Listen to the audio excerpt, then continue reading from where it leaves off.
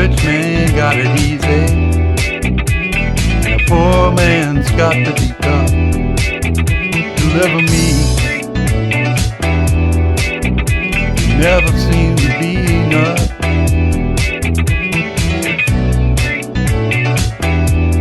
Call your bluff. Call your bluff. And leave you out there, feeling the zen, sound of one hand clapping. No way out, and what then? What then? Carry me just like a leaf to the sea. Oh, deliver me. The days come down to a pile of stories scattered on the ground. When you're dancing on the high wire, you don't dare to look down.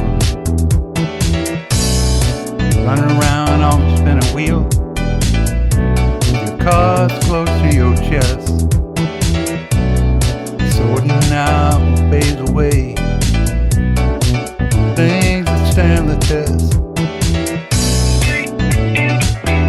Rich man got it easy, and a poor man's got to be tough. Oh, deliver me. Never seem to be enough. Call your bluff.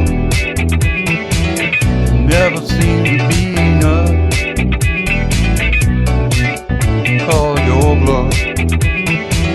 When you're dancing on the high wire, you don't dare to look down on things that stand the test.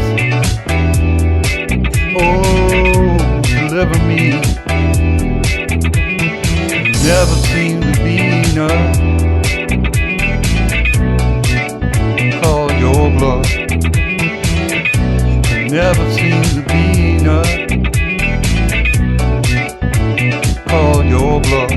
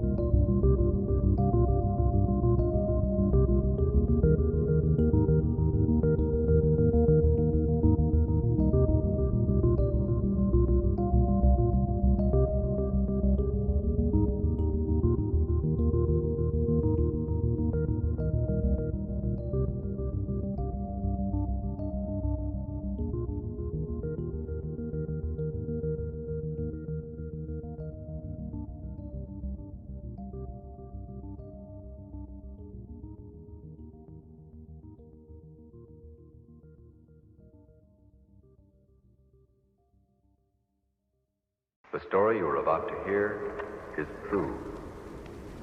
Only the names have been changed. Only the names have been changed.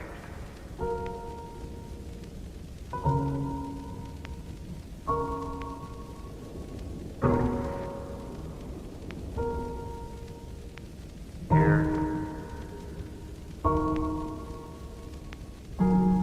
only the names have been changed. The story you are about to hear is true. Only the names have been changed.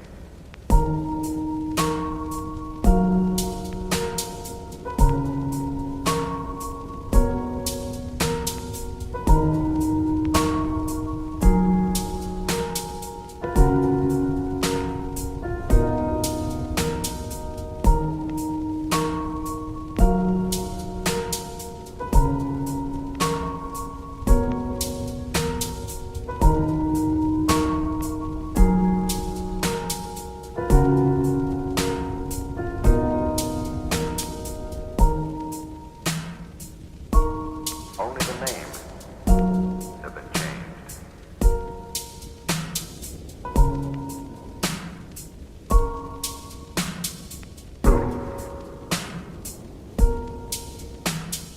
Here, only the names have been changed. The story you are about to hear is true. Only the names have been changed. Only the names have been changed.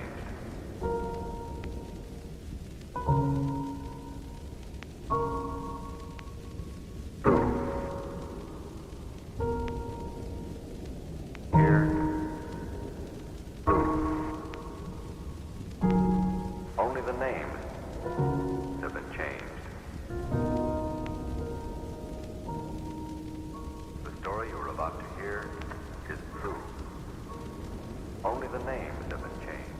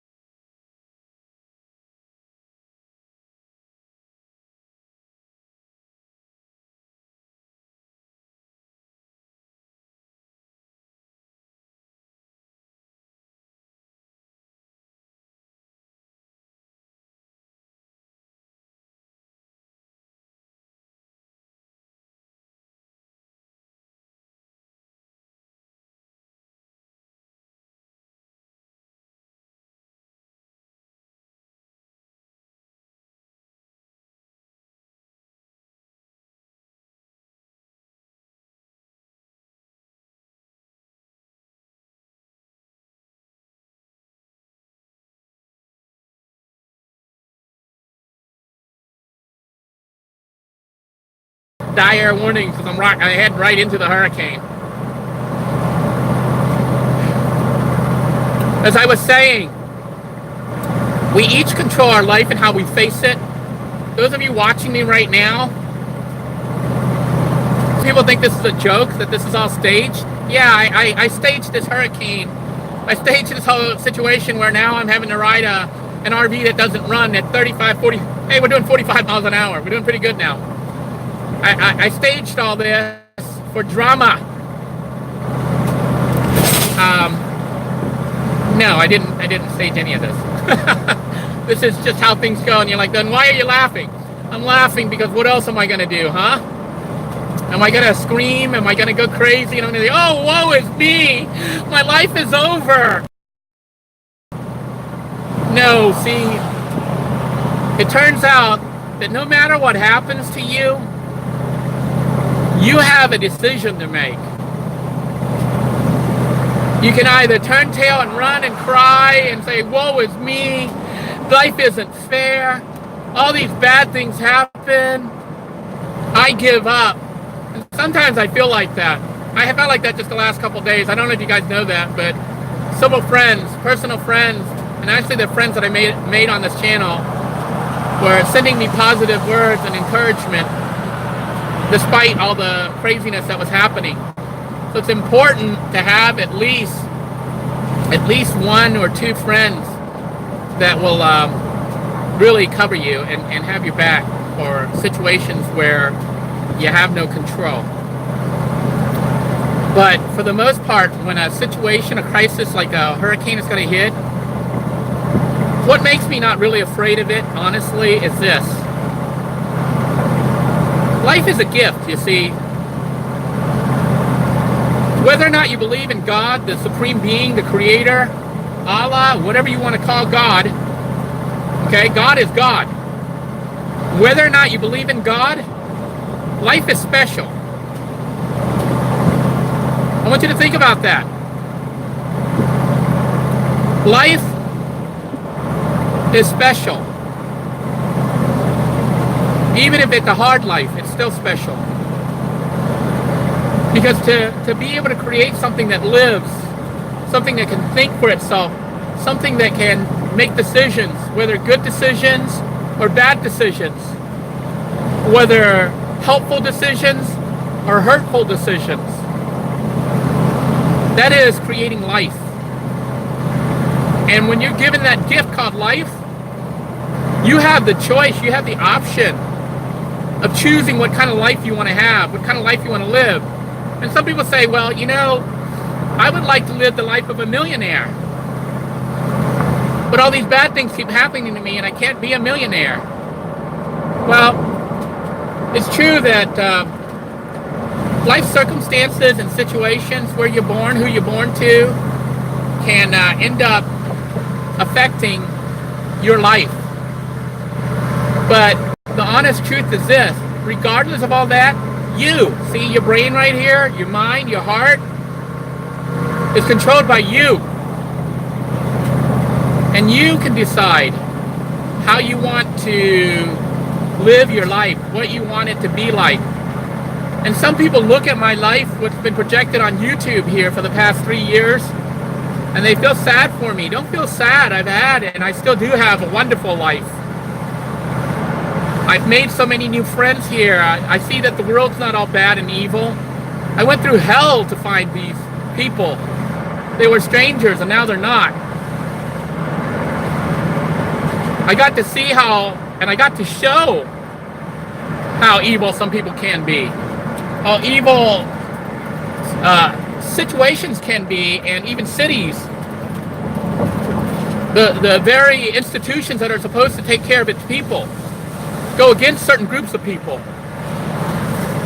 You got to see it.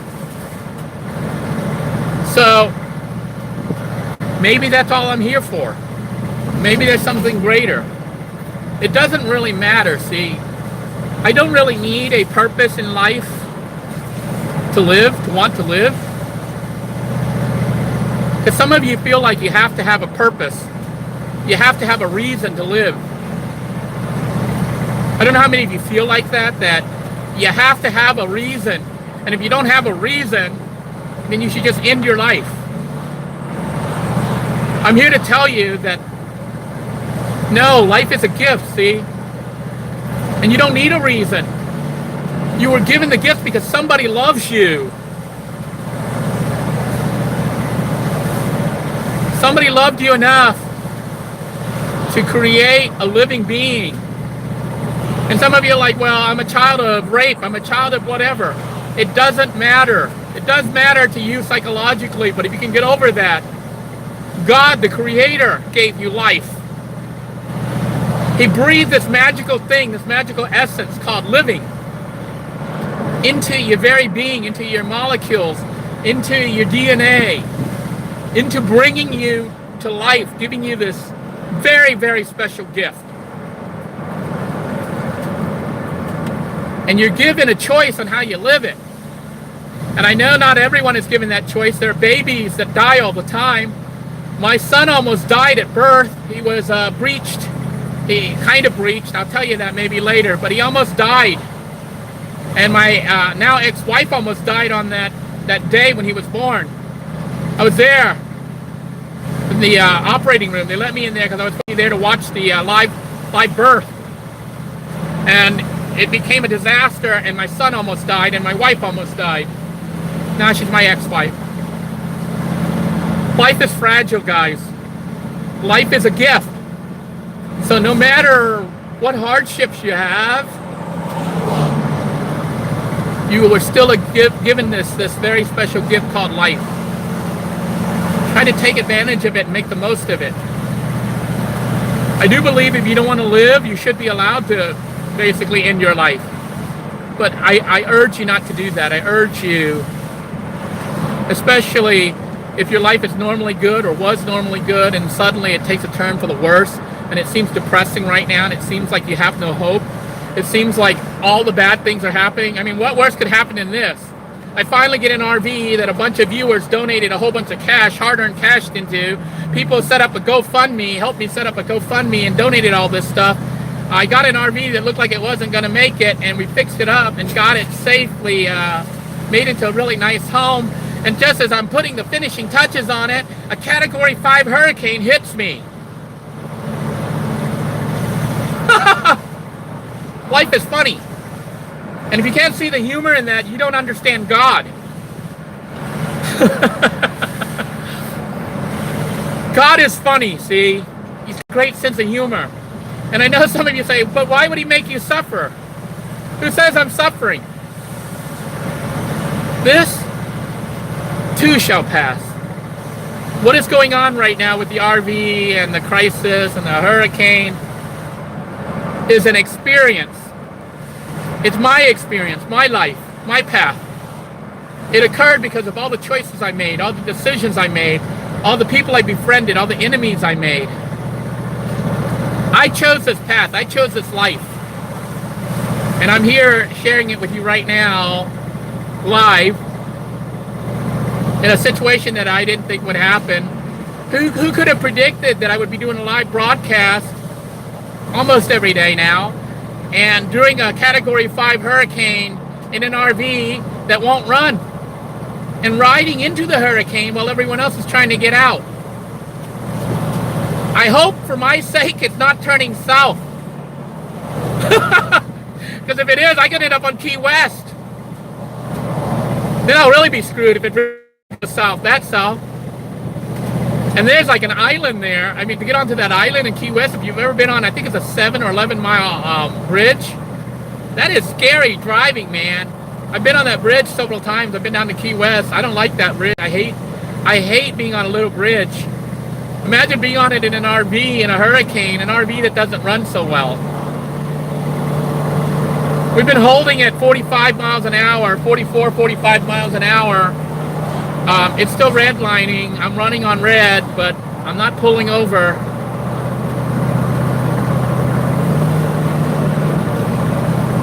This thing won't make it on the interstate. But by the grace of God, we're still running. By the grace of God, I got, holy schmoly, there's 165 people watching. Hey everybody, welcome aboard. Welcome to the hurricane party.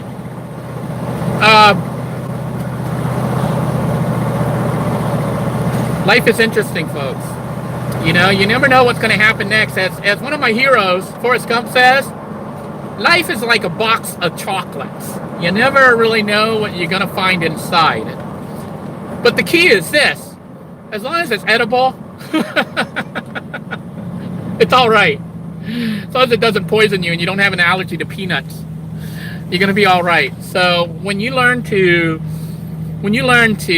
accept life for what it is, whether the situation is good or bad, then suddenly you're not afraid of living anymore. You're not afraid of life, see? You're not afraid of a Category 5 hurricane, or the fact that you're in an RV that won't go faster than, you know, like right now I'm having a hard time hitting 15 miles an hour. Cars are passing me up, but like I said, God has blessed me with an almost empty road. Only a few cars are coming by and they're just passing me without honking, without flipping me off. And the other thing is, I'm not on a mountainous bridge right now. That would suck. I would be like, "Wah!" You know, can you imagine me in the RV running like this on a bridge? I mean, not a bridge, a mountain, or one of those sky bridges. Which actually, if I wanted to go down to the Keys, I may have to go over. This won't go over it. I can't even cross that bridge. This thing is now up to 35 miles per hour. Whoa!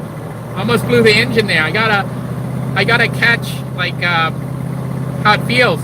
You know, for those of you wondering how I'm able to drive this vehicle like this, you have to watch my playlist where I drive a van called Mr. Gray, Rusty Iron Van.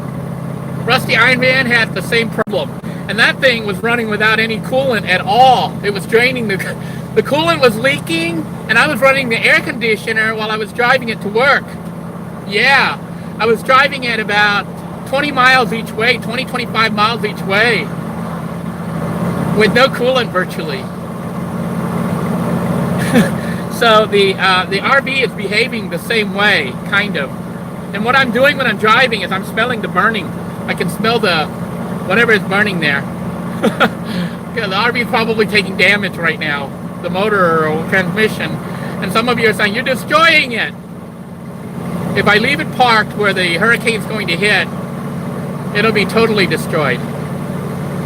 So, you know, hey, brother in arms. Is that Eric? Hey, nice to see Eric. I'm trying not to read too much, you know, because I'm driving. You're not supposed to be texting and driving. I guess I'm not texting. I'm sort of driving and I'm kind of looking a little bit. But if I don't respond to you, it's not because I'm ignoring you. Please, pardon me. I'm focused on the RV. I'm watching the temperature gauge. It's on heat. It's on high right now, so it can blow at any time. Luckily, I was able to fill up completely with gas. The oil level seems to be good. The battery seems to be good. The RV is now hitting 45 miles an hour. That seems to be the maximum cruising speed. I was able to add air into the tires, so we're not running. It had like 25 PSI in all the tires or less. That was really low. So I was able to put it, the two rear dualies are now 60. The front is 65. So, you know, the RV is as good as it's gonna be for now. Sadly, I wasn't able to get back with Marcelo and have him take it out for a test drive. He said he needed to feel it and see exactly what's causing it. You know, the other guy told me it might be as simple as the emergency brakes might be down, but the brakes are up. As far as I know, when you push them up, they release. So I don't think that's it. But basically, I'm going through towns right now that look empty. I wonder if these people have evacuated down here, because initially they said it was like, you know, headed towards South Florida. And I know Jason, I think Jason, one of the viewers on Anna was saying that day, I think it was Friday, he was saying near Jacksonville, I-95 was backed up. So the people from the South Florida may already be evacuated. They might already be gone. So that could explain why there's so few cars down here. It's like, it's almost like the Twilight Zone. I kid you not, normally as you head south, there's more and more cars, but right now, as I head further south, there's less and less cars. I'm going through, where am I? This is State Road 510, just for those of you tracking my progress of where I am. I think this is, somebody almost crashed. I don't know if you heard the squealing brakes there. But I think this is near Sebastian. Is it Sebastian, Vero? Where am I? State 510, State Road, Indian River County, 510 is where I'm going by, and I'm continuing to head south. So, There's the sheriff. The police are still patrolling. You know, I will say something, even though, like, a lot of times you see the van dwellers and stuff, the police are almost like the arch enemy, but they really aren't. They're just people that are trying to do their job, even though sometimes their job, to me, you know, seems not very compassionate. I used to want to be a cop, by the way. A lot of my friends are cops. But after seeing the kind of stuff some cops do, and even the good cops, what they have to do because of their job, I don't think I could be a cop, you know? Because sometimes they expect cops to be, and not like a human, to be heartless. Cops are expected to uphold the law, even if the law says, you know, like for example, like, you know, when they were going to tow the RV out of that, it parked it at the car wash place. Come on, you know, it's a hurricane. Who's going to do a car there? The cops there were just there to enforce. You know, they basically, I guess they called the cops. Cops called, and then they called a tow truck service. And, you know, I talked to the cops. They said you know, the owners wanted it towed, so they couldn't really stop that. So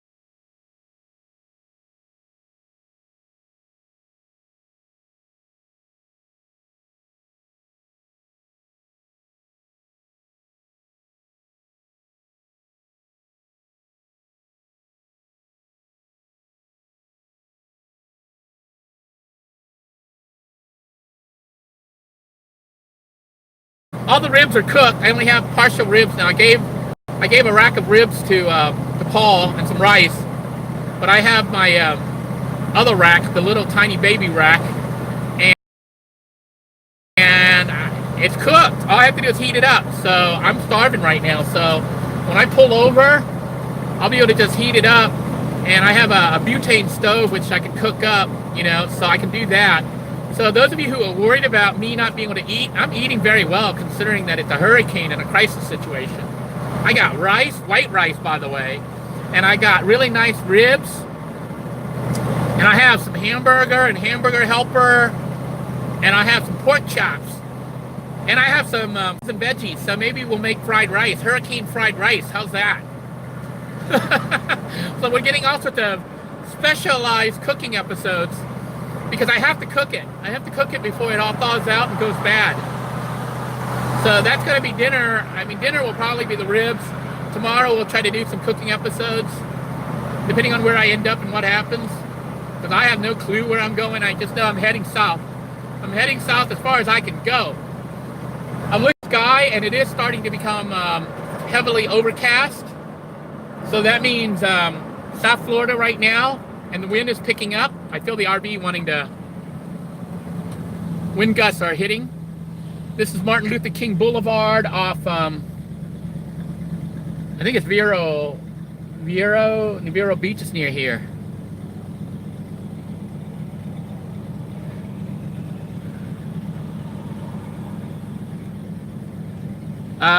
That van life channel, you're too late. I already told the people. I got my rice cooker and I got the ribs. So I'm gonna eat the ribs and I'm gonna cook some white rice. So that's gonna be tonight's dinner. And I got a lot of white rice. I got like, I think I have like 20 plus pounds of white rice. That should last me about a week. So hopefully the hurricane clears up in a week. The RV is really not wanting to run. I'm at 15 miles per hour. Thankfully, like I said, the roads are nearly deserted. People are going crazy now. The South Floridians are rushing out. So don't tell me that the hurricane turned south. Are any of you tracking the hurricane right now? Let me know if the hurricane is going south. Because if it's going south, I'm screwed. I'm betting that the hurricane is heading more east than north, and that's why they upgraded it and said that Brevard is under direct hit right now. Where is it supposed to hit? Where is the hurricane supposed to hit? Anyhow, I am basically at this point right now just trying to stay out of the path.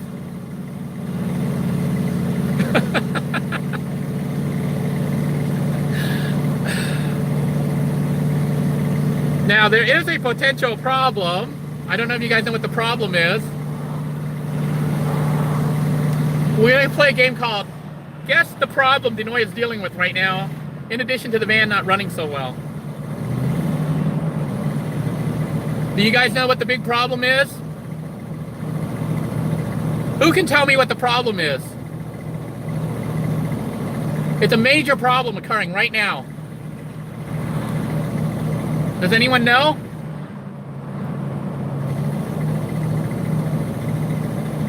Okay, evidently nobody knows. Well, I'm going to tell you what the problem is. It turns out a lot of people down here in South Florida have evacuated. What that means, they've even evacuated the gas stations.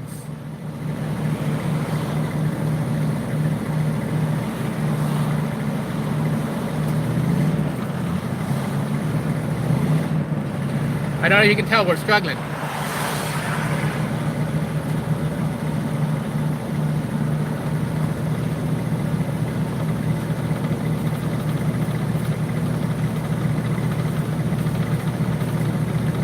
Okay, thank you, Maxi Doodle. West Palm Beach on up is where it's slated, still in the danger zone. Thank you for letting me know.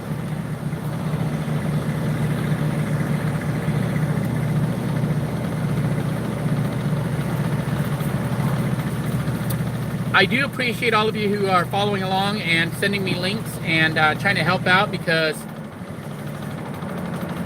something is buzzing, something is banging back there.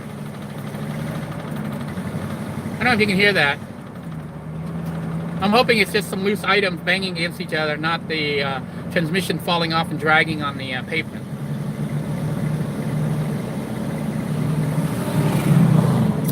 Anyhow, for those of you who are worried about me, I'm going to tell you something to calm you down a little bit, okay? And this isn't a joke or anything, but it is something very serious. Don't worry so much. Don't worry about me. I'll be fine. No matter what happens, I'll be fine. And when I say that, I mean, if this goes bad and I don't make it out of this, it's all right. There's nothing wrong with that. It's all right, you know? I lived my life. I really lived. You know, I was true to my beliefs. I was true to what I preach. I was true to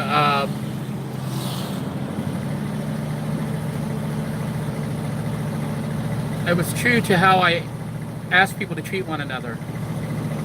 And regardless of what happens to me, it would just mean that, and I know some of you don't believe, but I believe. You know, I believe in God.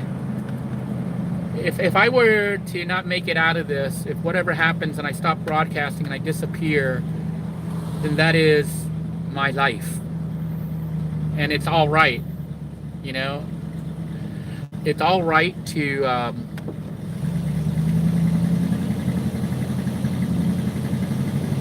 be at the end of your life. So it's very important that regardless of where you are on your journey in your life, that you're always true to life, true to yourself, and true to your beliefs, that you live how you believe, that you honor yourself and you honor what you hold dear to your heart. And if you believe in people, and if you believe that people for the most part are good, then you've got to treat people for the most part that they're good. And if you believe they're evil and bad, then I would suggest staying away from people, because if you think they're evil and bad and you treat them evil and bad, you're the evil and bad one. Everyone else is good. In my life, you know, I tell you the 99% seem to be not so nice, but the 1%, they make all the difference. They, I don't know why these other trucks are doing like 5 miles per hour. They're going even slower than me, and I can't go that slow with this RV. Maybe they're out of gas or something. But I'm trying to just get out of here. All right. I don't want people staying behind me and honking their horn, getting all mad. That gets stressful, you know. Basically, trying to deal with other people stressing out behind you. But I do believe that for the most part, people are good, or at least indifferent. But if you can find that 1% that is beyond good, that is, I don't know if you guys are aware, I do believe in angels. I believe that sometimes angels are sent as people. So when you see that 1%, the people who seem to go out of their way, they may not even realize they're angels. You know, that's the thing. If I were God, let's pretend. Let's do a little pretending. If I were God and I was in charge of the angels, and I wanted to watch people and their behavior and stuff, I would send my angels onto the earth, not as angels, I would send them as mortals, so that they can see and experience everything, but I would not take away their ability to love and their compassion and their kindness, and I would leave that intact. And they would use that to affect the mere mortals, to show them what love is, what kindness is, what compassion is. And so some of these people that are kind, I know they might be laughing right now. They're like, the noise nuts. The stress is getting to him. It's making him go wacko. Well, whether true or not, I see certain people in my life right now, and some of them, quite a few of them are from this channel. I don't see them as just regular people, you know. And I know that they might, like I said, they'd be thinking I'm going crazy. It's okay if you think I'm crazy. But I do believe that you may be an angel and you don't even know it. Because if I were God, I would not send an angel to earth letting the angel know that they are an angel. Because the angel would be under test as well. Because if it is the end times, if this is the end, you pick your side. Which side do you want to be on? Me? I don't know if there's really a side per se. There is a sadness that some people cannot accept or appreciate kindness. Somebody yelling if I have the propane shut off. Yeah, propane shut off. It's been shut off, and I double checked to make sure it was shut off. I haven't been using the propane system because I was on electricity, and I really don't like using propane too much. I don't like gas, you know. I don't even like using the butane system, but the butane's a little bit more manageable, which is why even with the propane here, I don't use the propane. I was using the butane system to cook my food. But it's weird. It's almost like the Twilight Zone heading down here. Although certain cities still have quite a few people. Some people are still there. But parks that used to be kind of busy, what time is it? Parks that used to be packed with cars, they're empty. I guess because the stores are shut down and they're boarded up. Everything's like shut down and boarded. Some people painted their the name of their company on the doors, on the wood, just so people can find them. You know, that's the one thing that if you've never been through a hurricane before, after a hurricane hits, it's hard to locate anything. The reason is all the signs are down. And somebody said, well, you could use GPS. No, you can't. Your GPS system here on your phone, it's not real satellite. It actually works off triangulation. It's using cellular towers. They use the cell phones. They work off a triangle. You'd have to get into trigonometry to see how it works. But basically, in trigonometry, if you have two points, you can determine where the third point is based upon the length of the two arms, you know, that extend out to the third point. You can use trigonometry and determine exactly where that point is. And that's how they locate you with GPS on the cellular phone. It's actually not off a satellite like some people might think.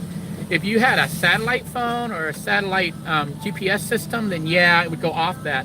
But for your phone plan, even the unlimited data, it's not true GPS. It's actually cellular. It's working off cell towers. This RV is having serious issues. It's getting harder and harder to go. And people are staying behind me for some reason.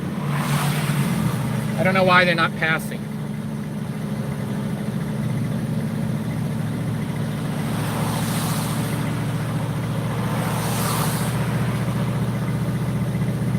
I'm going to give you a tip. If you don't drive a camper, if you have a regular car or whatever, don't follow campers. Don't follow RVs, especially those that are going 5 or 10 miles an hour and seem to be going 5 or 10 miles an hour along the whole route. It means there's something wrong with them. They're not running right. Don't follow behind them, man. Go around, especially when the roads are clear. Don't go behind those people. Don't go behind the RV.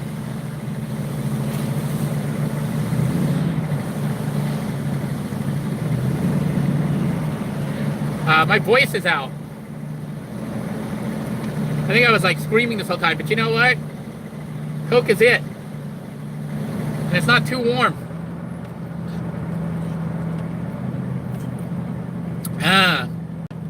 Nothing to quench your thirst like a 90-degree soda.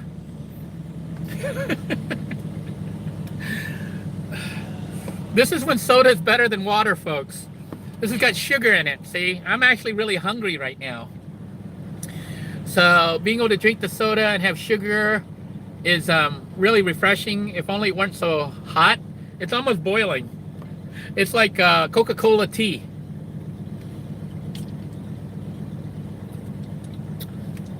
And for those of you who don't believe that I have rice, look, this is just one of the jars of rice.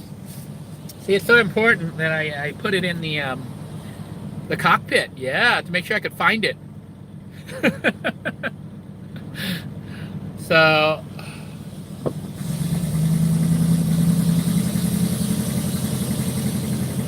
all right, we're up to 5 miles an hour.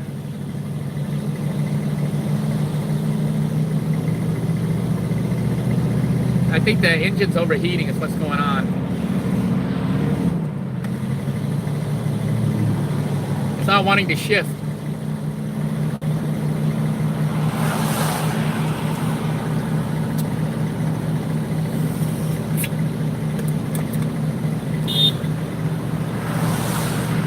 People honking because I'm shifting into their lanes.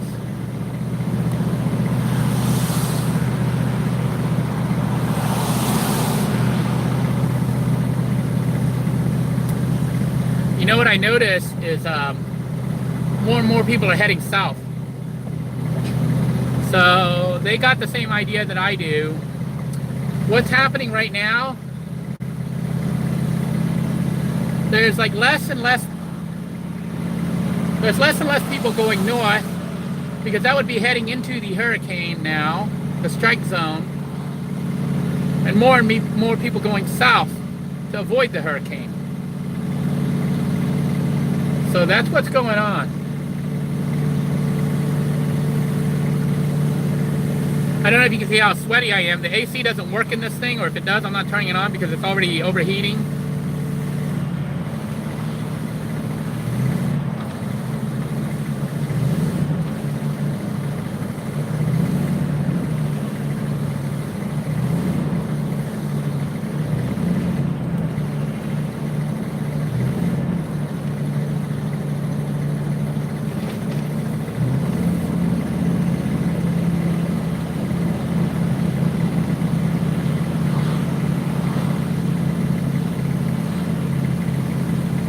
If it looks like I'm being quiet, it's because I'm listening to the engine.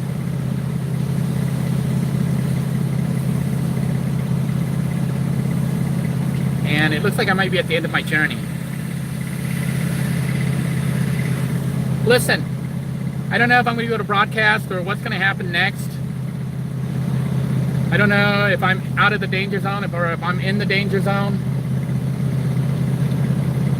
All I know this: you can only do what you can do, and in the end, no one is promised tomorrow.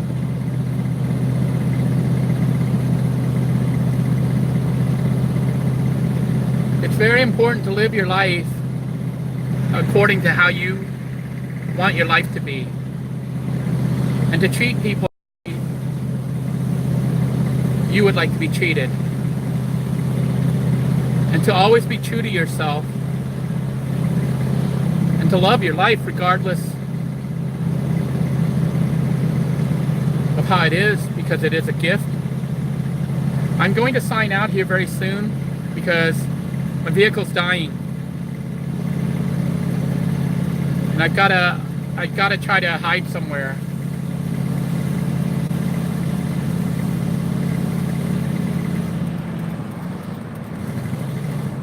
My journey's almost over.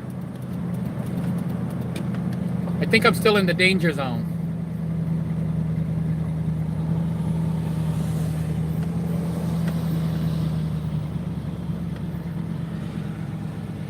Some people say I'm not loving my life fight. I still love life. This is an interesting life. How many people have gone through all the crap I went through? If you learn to look at life in that regards, you know, some people say it's bad, it's good, it's happy, it's sad. Life isn't about all happy moments or all sad moments. It's everything. See, the sad moments are just as important as the happy moments, because you can't have happiness if you don't know what sadness is. You can't have pure joy and pure love if you don't know what pure hate and envy and disgust and sadness is. You have to experience it all so you can appreciate the good. The more bad that you've experienced in your life, the more good you can appreciate. The more you can recognize goodness and kindness and compassion, even when it's minor, even when it's barely noticeable. So some people think that I'm not enjoying this right now. I would say that given a choice, I'd rather be hanging out with the dolphins right now. All right, they're telling me hurricane is hitting right now. I need to get out. Well now. Vehicle's about to die. I think I'm in the strike zone.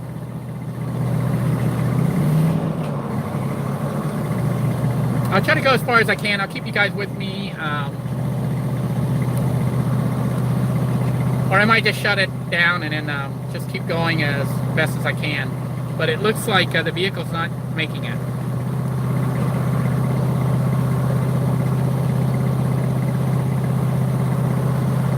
I do want to say this because I don't know if I'll be broadcasting anymore. Just all seriousness, you know, I guess all joking aside. I want to thank each and every one of you for your kind thoughts, your prayers, all your support. I want to thank you for being my friend, even if it was for about a brief moment. I want to thank all of you for showing each other compassion and kindness, and encourage you to make friends with each other, look out for one another, and understand that life is what we make it, and that if my life were to end right now from this situation, it's okay. Don't be sad. Don't be sad. That would make me sad. My life is good. I went through extreme sadness nearly 10 years ago with my really nasty divorce and everything. Everything since then has been a blessing. So, don't feel bad. Being on YouTube, meeting all you fine folks, experiencing your love and your compassion, those were things I thought the world had no more. And yet, I was wrong. You know? There are still people who have compassion. There are still people who care. So, the world's not all bad. It's not really all full of monsters. There are still kind people. You just have to look. If you need friendly people, look through my blogs and read the comments. You'll know who they are. Those are the people that may be the angels that God sent.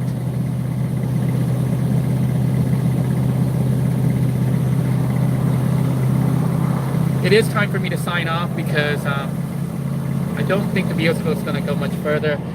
Shit, I got a problem.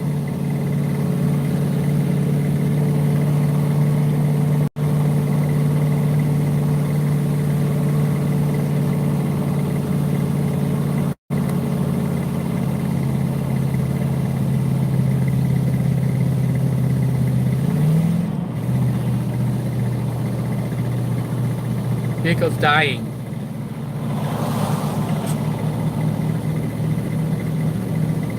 I'm having major problems.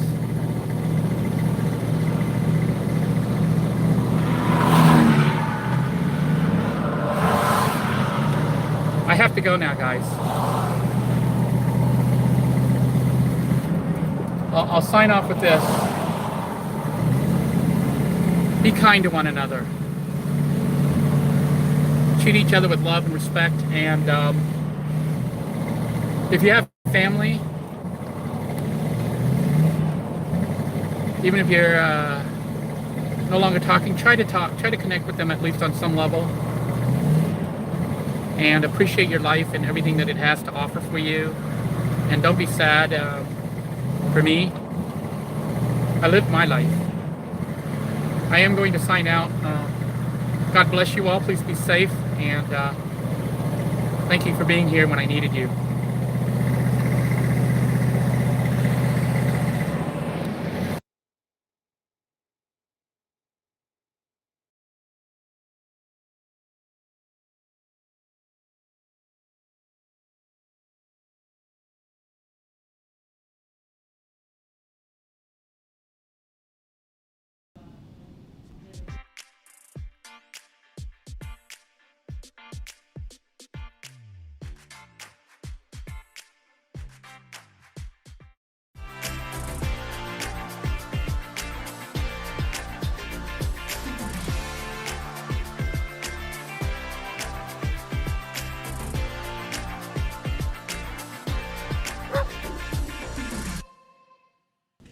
And hello, everybody, and welcome to another edition of Ask Us Anything. And before we get started, let me just say, if the signal doesn't last, well, the video won't work.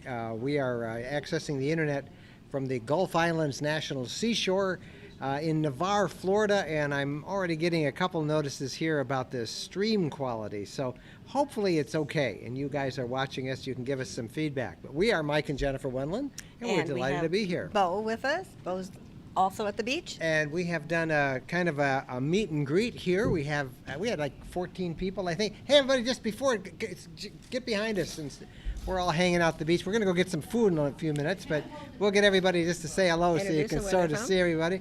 Okay, let's start with you guys. Let's tell everybody where you're from. Introduce yourself. Introduce yourself and where you're from. We're Dan and Jane Anderson from Destin, Florida. And Dan and Jane are waiting for a brand new Unity LTV, right? Yep, exactly. Okay. And then right over here is our celebrity couple that we interviewed at the Tampa show. Diane. Diane, come here, Diane. Oh, there you are. Hello. You remember, Diane, tell them you were in Panama Beach when the last hurricane went through. Hurricane Michael. Hurricane Michael. We interviewed you guys. And You have an Airstream?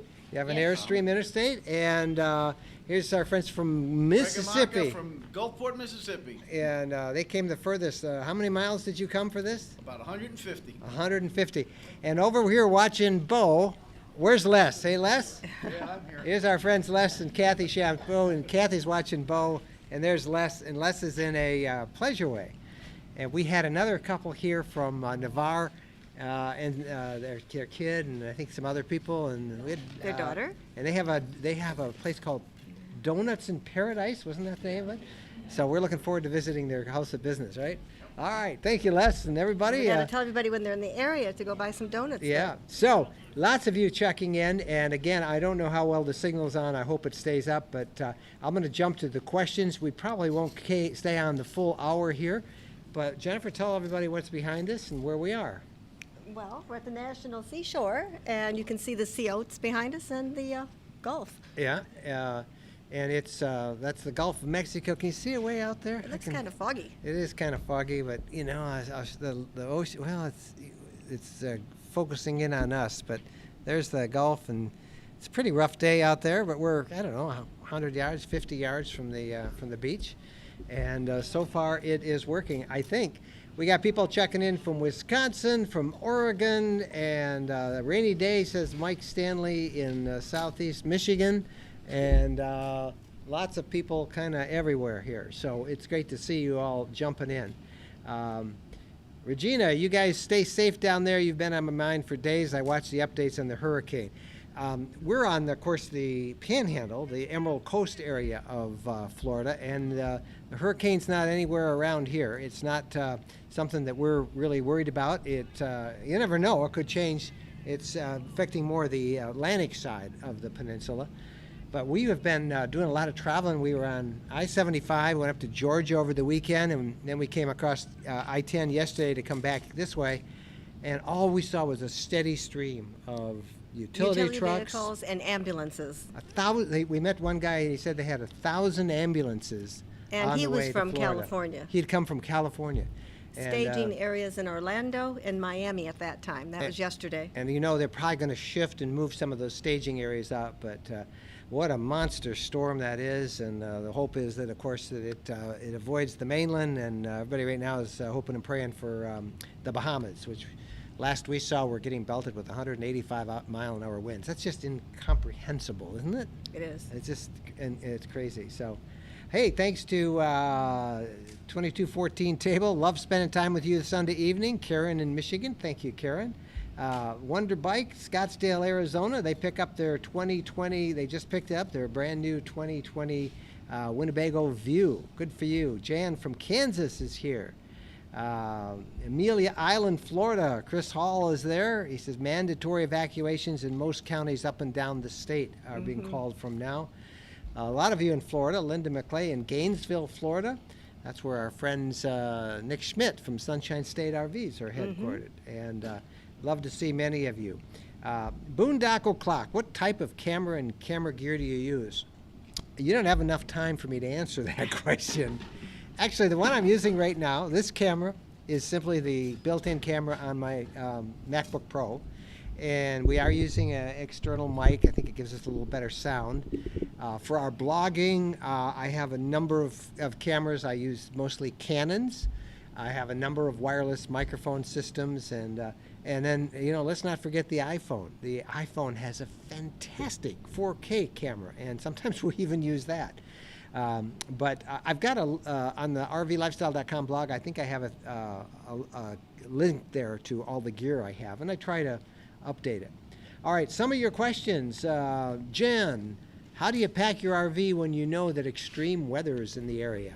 You always keep a raincoat, a warmer jacket, a sweatshirt, a lightweight jacket. You always have some things, umbrellas, just something, boots, some things you just always have with you. Yeah, we carry always, we have a kind of a warm jacket, a raincoat, sweatshirts. Oh, yeah. Just being, you know, right now it was 94 degrees. The temperature in the RV said as we drove over here this afternoon. And I think the humidity was the same. Yeah. Oh my gosh, it's very humid. And I have my fan. Oh, this is, you know, I'm a gizmo gadget guy. Jennifer's got a new favorite gadget. You want to show it to everybody? There it is. That's her battery-powered fan.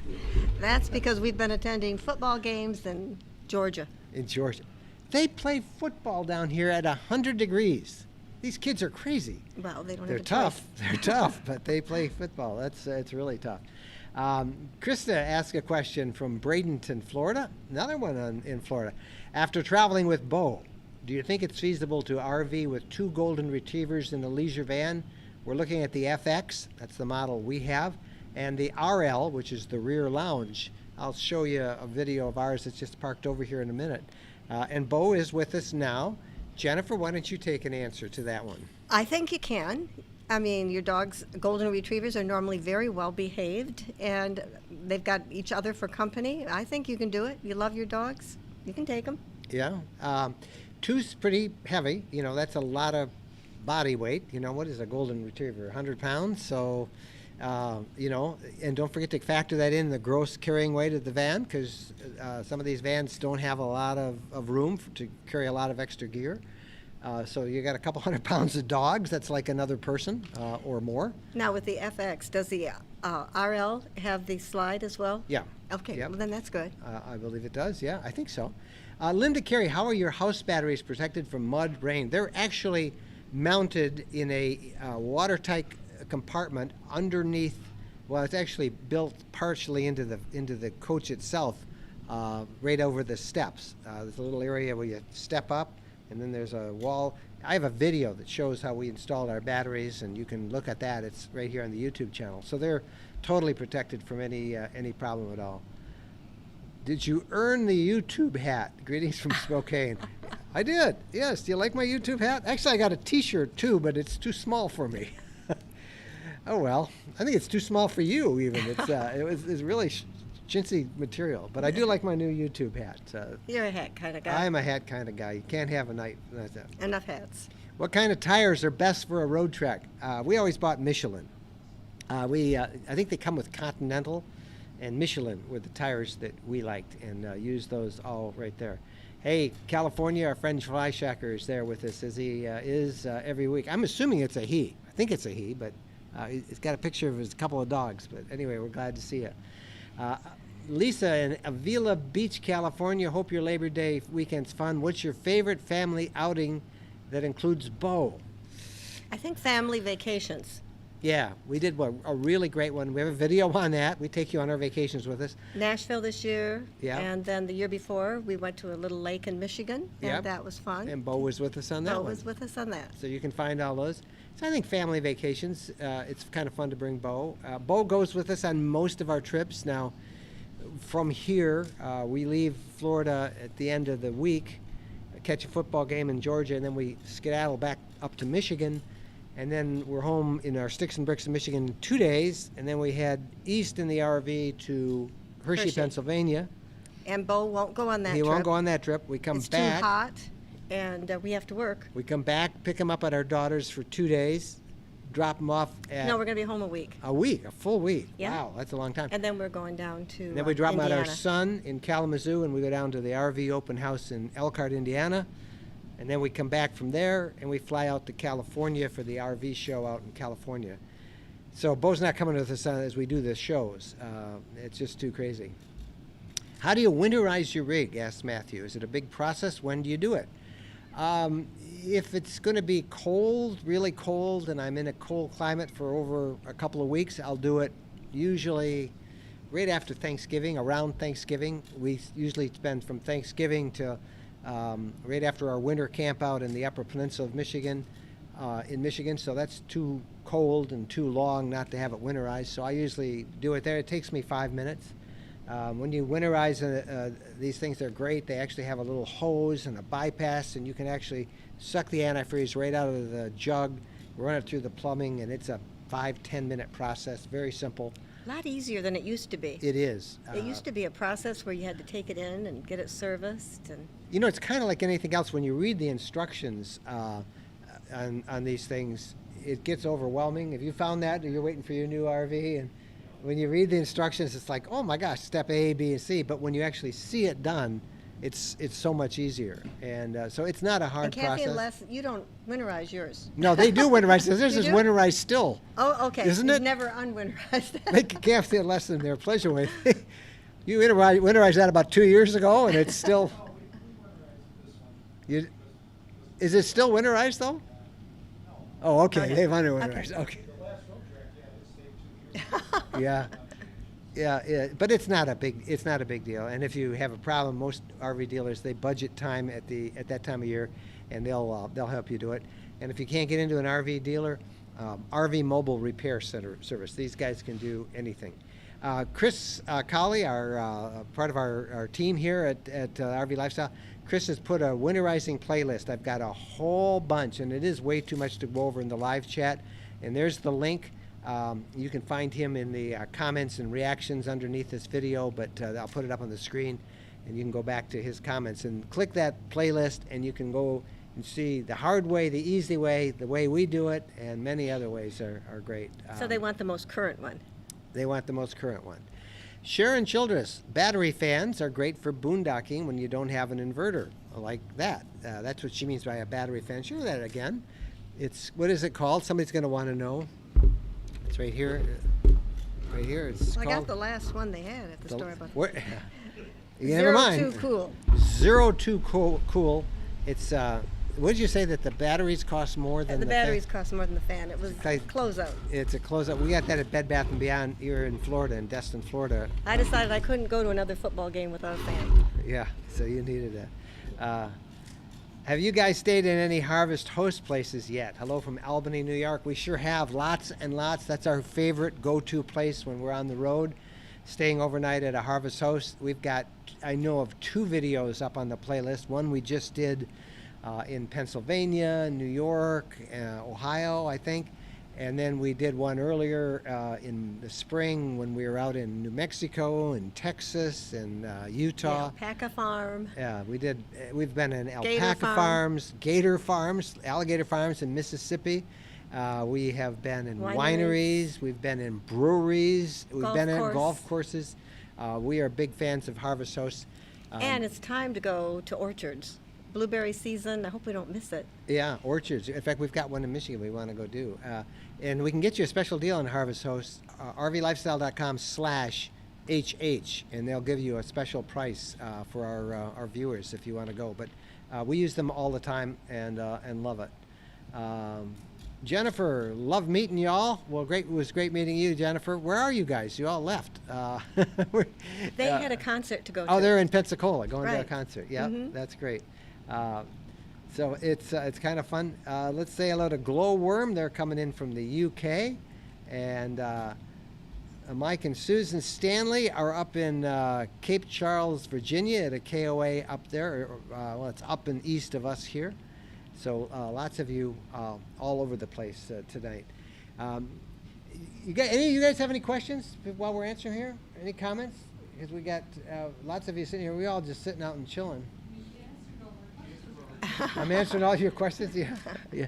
Hey, Come and tell them how you work. Yeah, and how you can work. Do you mind? Do you mind? You know, we're always like to talk about people who work on the road. Here, I'll have you squeeze in right next to Jennifer. And tell everybody your name again so they know. My name is Jan Anderson. And Jan, you're waiting for a brand new Unity MB. MB, Murphy Bed, from Murphy Bed. And you're in Destin, Florida. Correct. And you moved here from? From Alaska.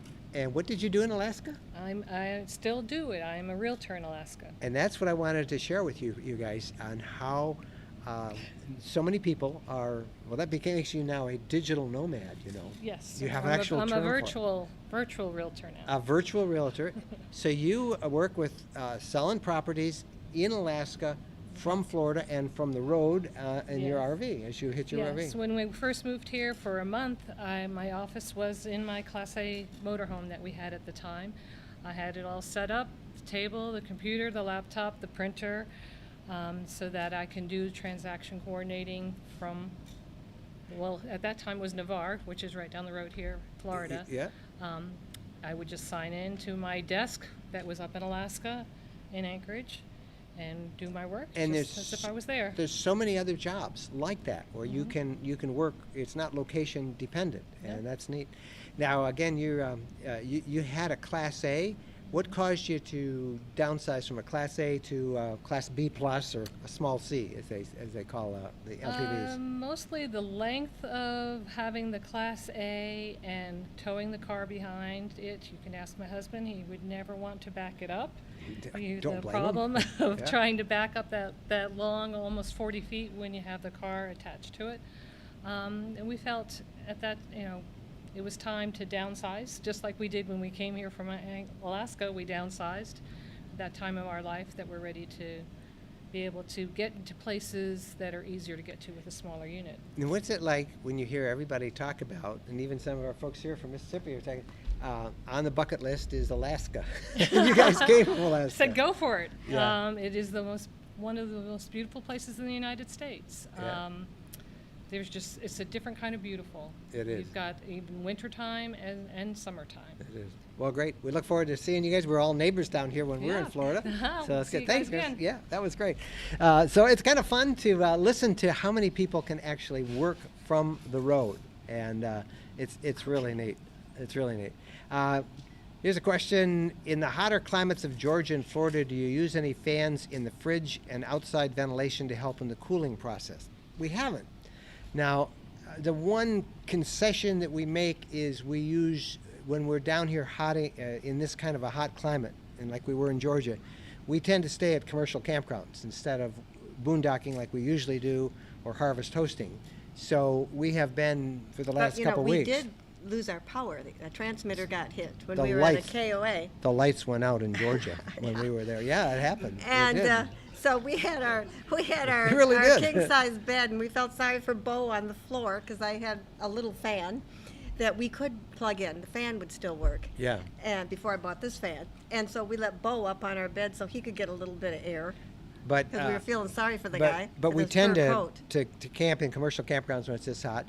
And every now and then we'll stop at a rest area and we'll prepare a meal if it's lunch or something on the road. And you have to turn on the generator, start the generator to run the AC on ours.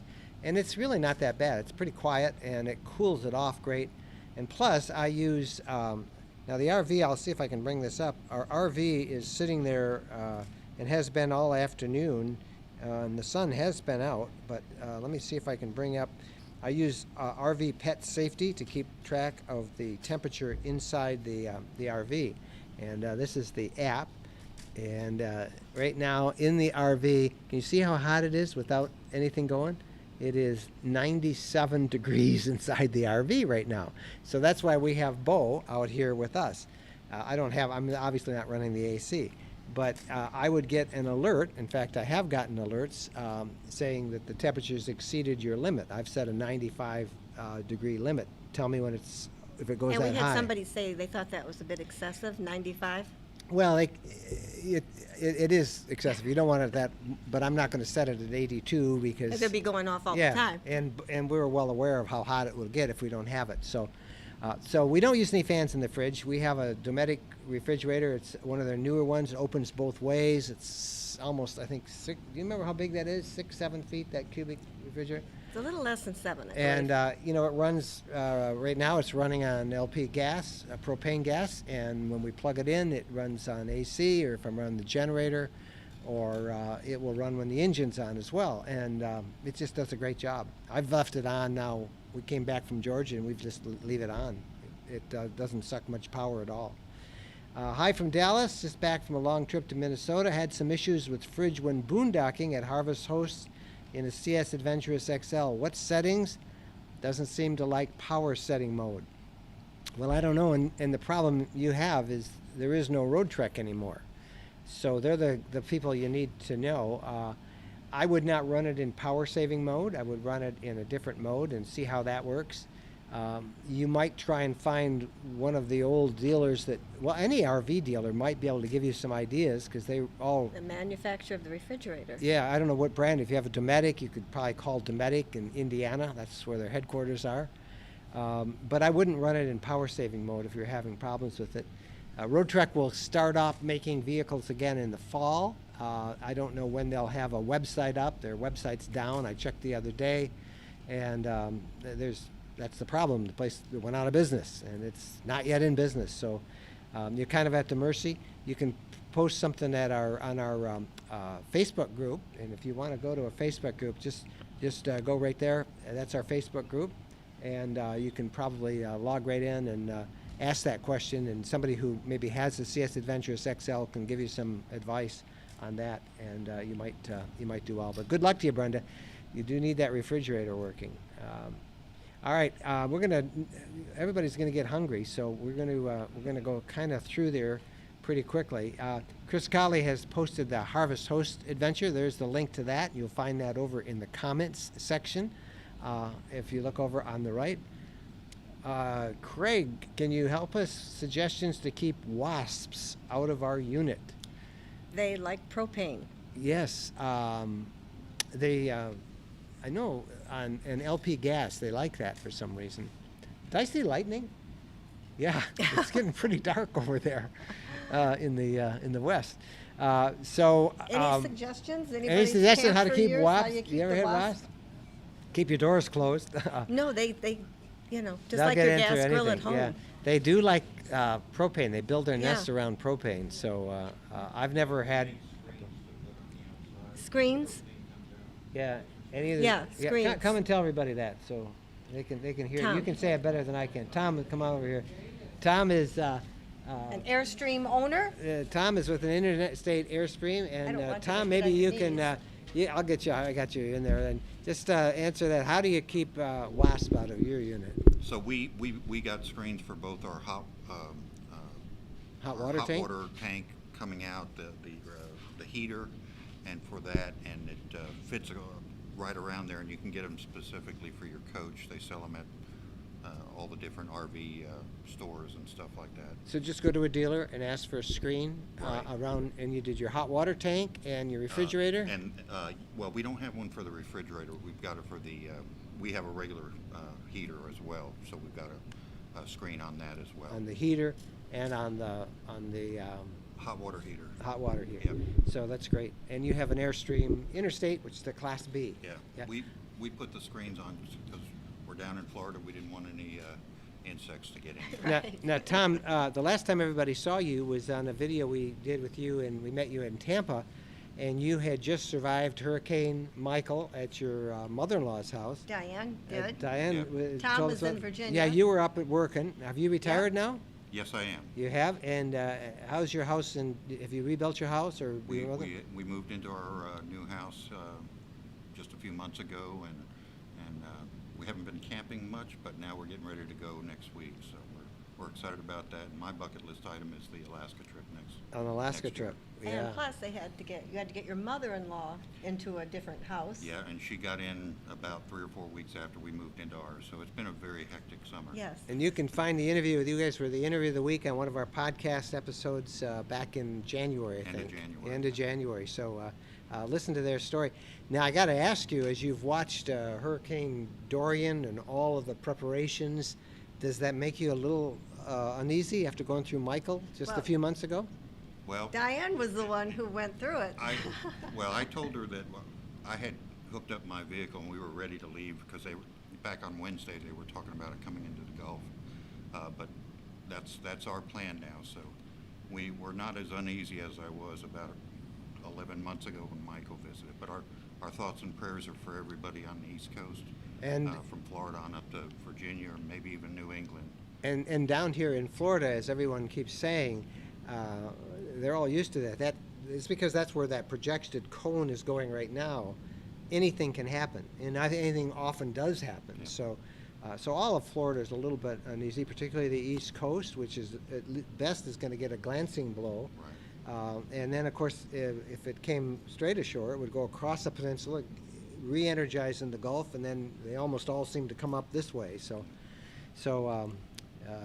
keep an eye on it, and keep your thoughts and prayers on it. That's great. Well, thank you. Thanks for helping us with the wasps. And Greg, there you go. Some good advice about wasps. It's kind of nice having everybody answer all these things for us. Debbie asked us from Cripple Creek, Colorado, do you get low on water with all your boondocking? No, most of the water that we drink is in a, Oh, people are going to be upset. We've got plastic here. well, we recycle it. I won't show you the brand, but this is that pH. Just water. It's just water, but it's that pH water, and so we bring our own drinking water. We have a well at our stick and brick house, and the water is kind of, Yeah, and then no matter so, what we buy. So we bring for lots different of filters. drinking water, and I do use the fresh water from the city. You know, I fill it up, and I use that for my coffee. And we just were talking a few minutes ago about freshwater tanks, and I think a lot of RVers fill up their freshwater tank, and you might go, say you go for a weekend, and you come back and you leave it in there.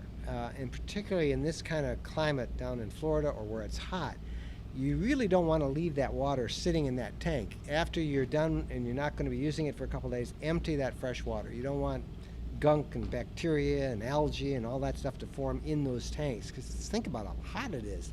So in fact, as we were talking about that, I went and drained my hot water or my fresh water. We had filled it up over the weekend, but I took it all out, and I'll fill it up before we head back to Michigan.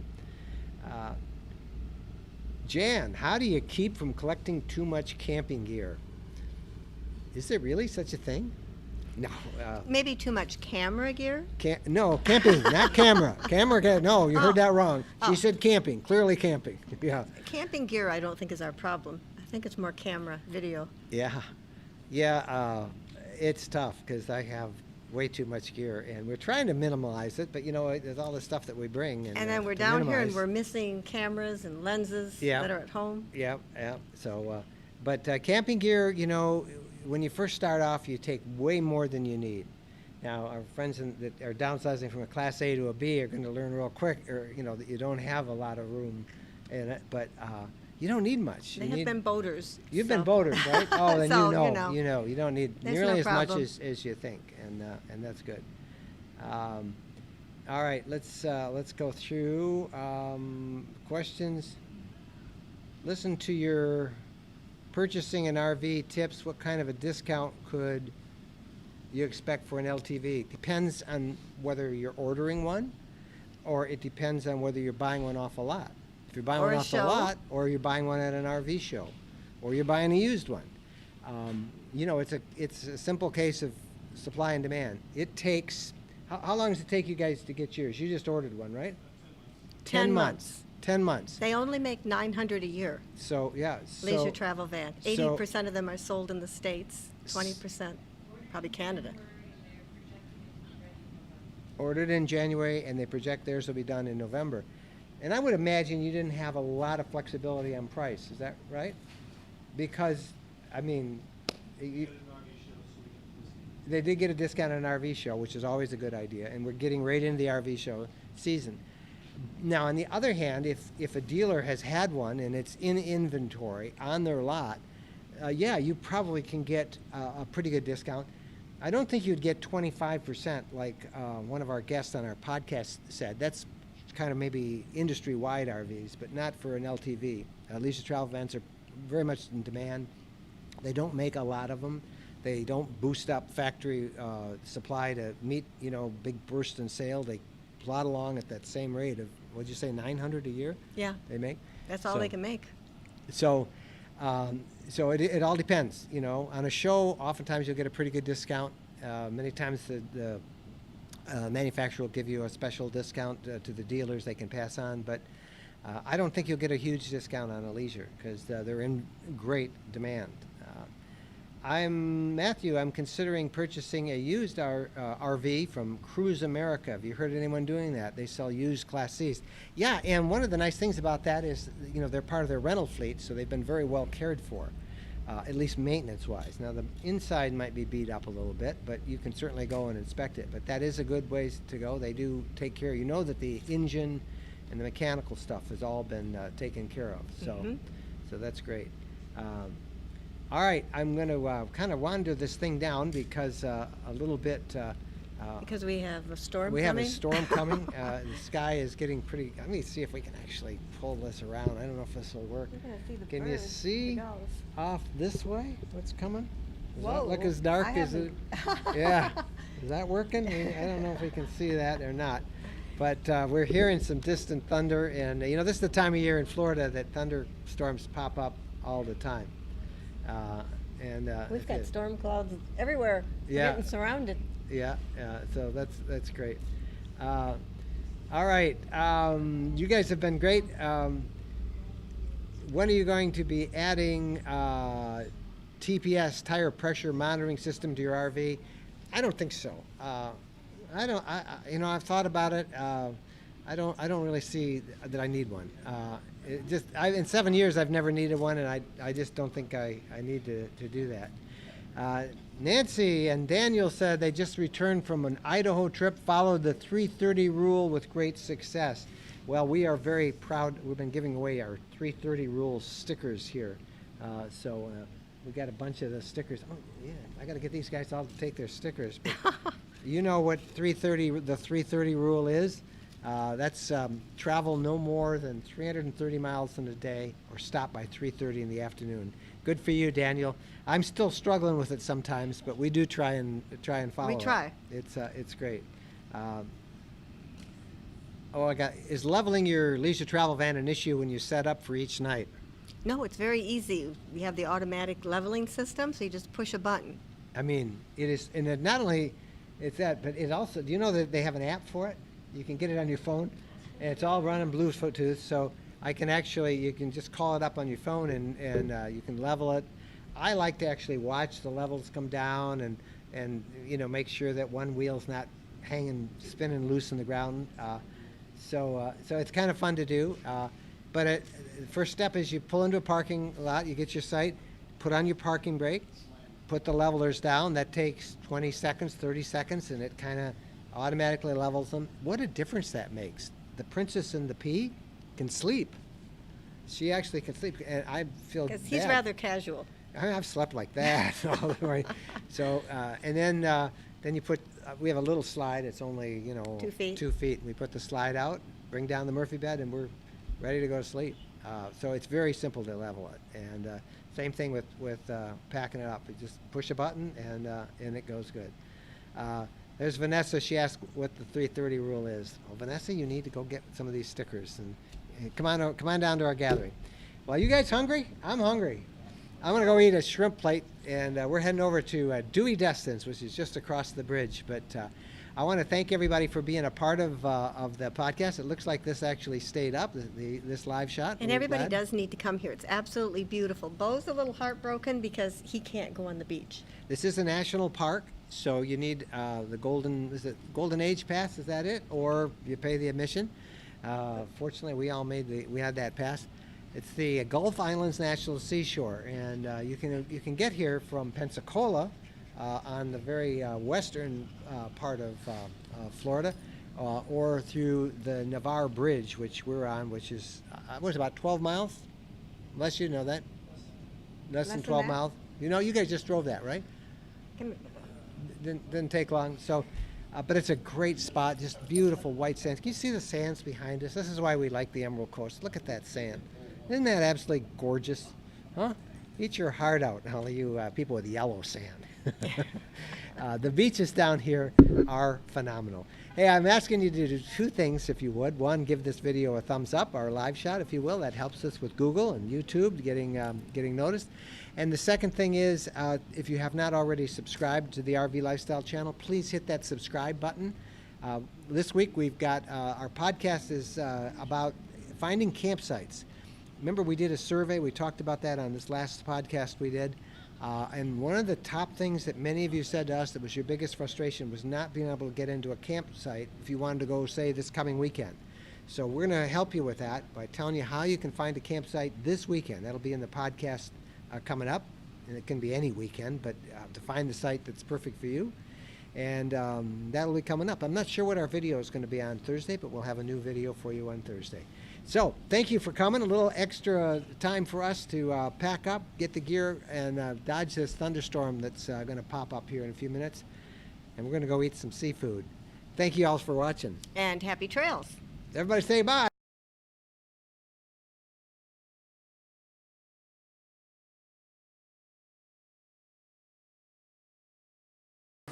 Okay. We should be Are we now. live yet, Casey? Can you tell? Well, there's a delay, I can't see it yet.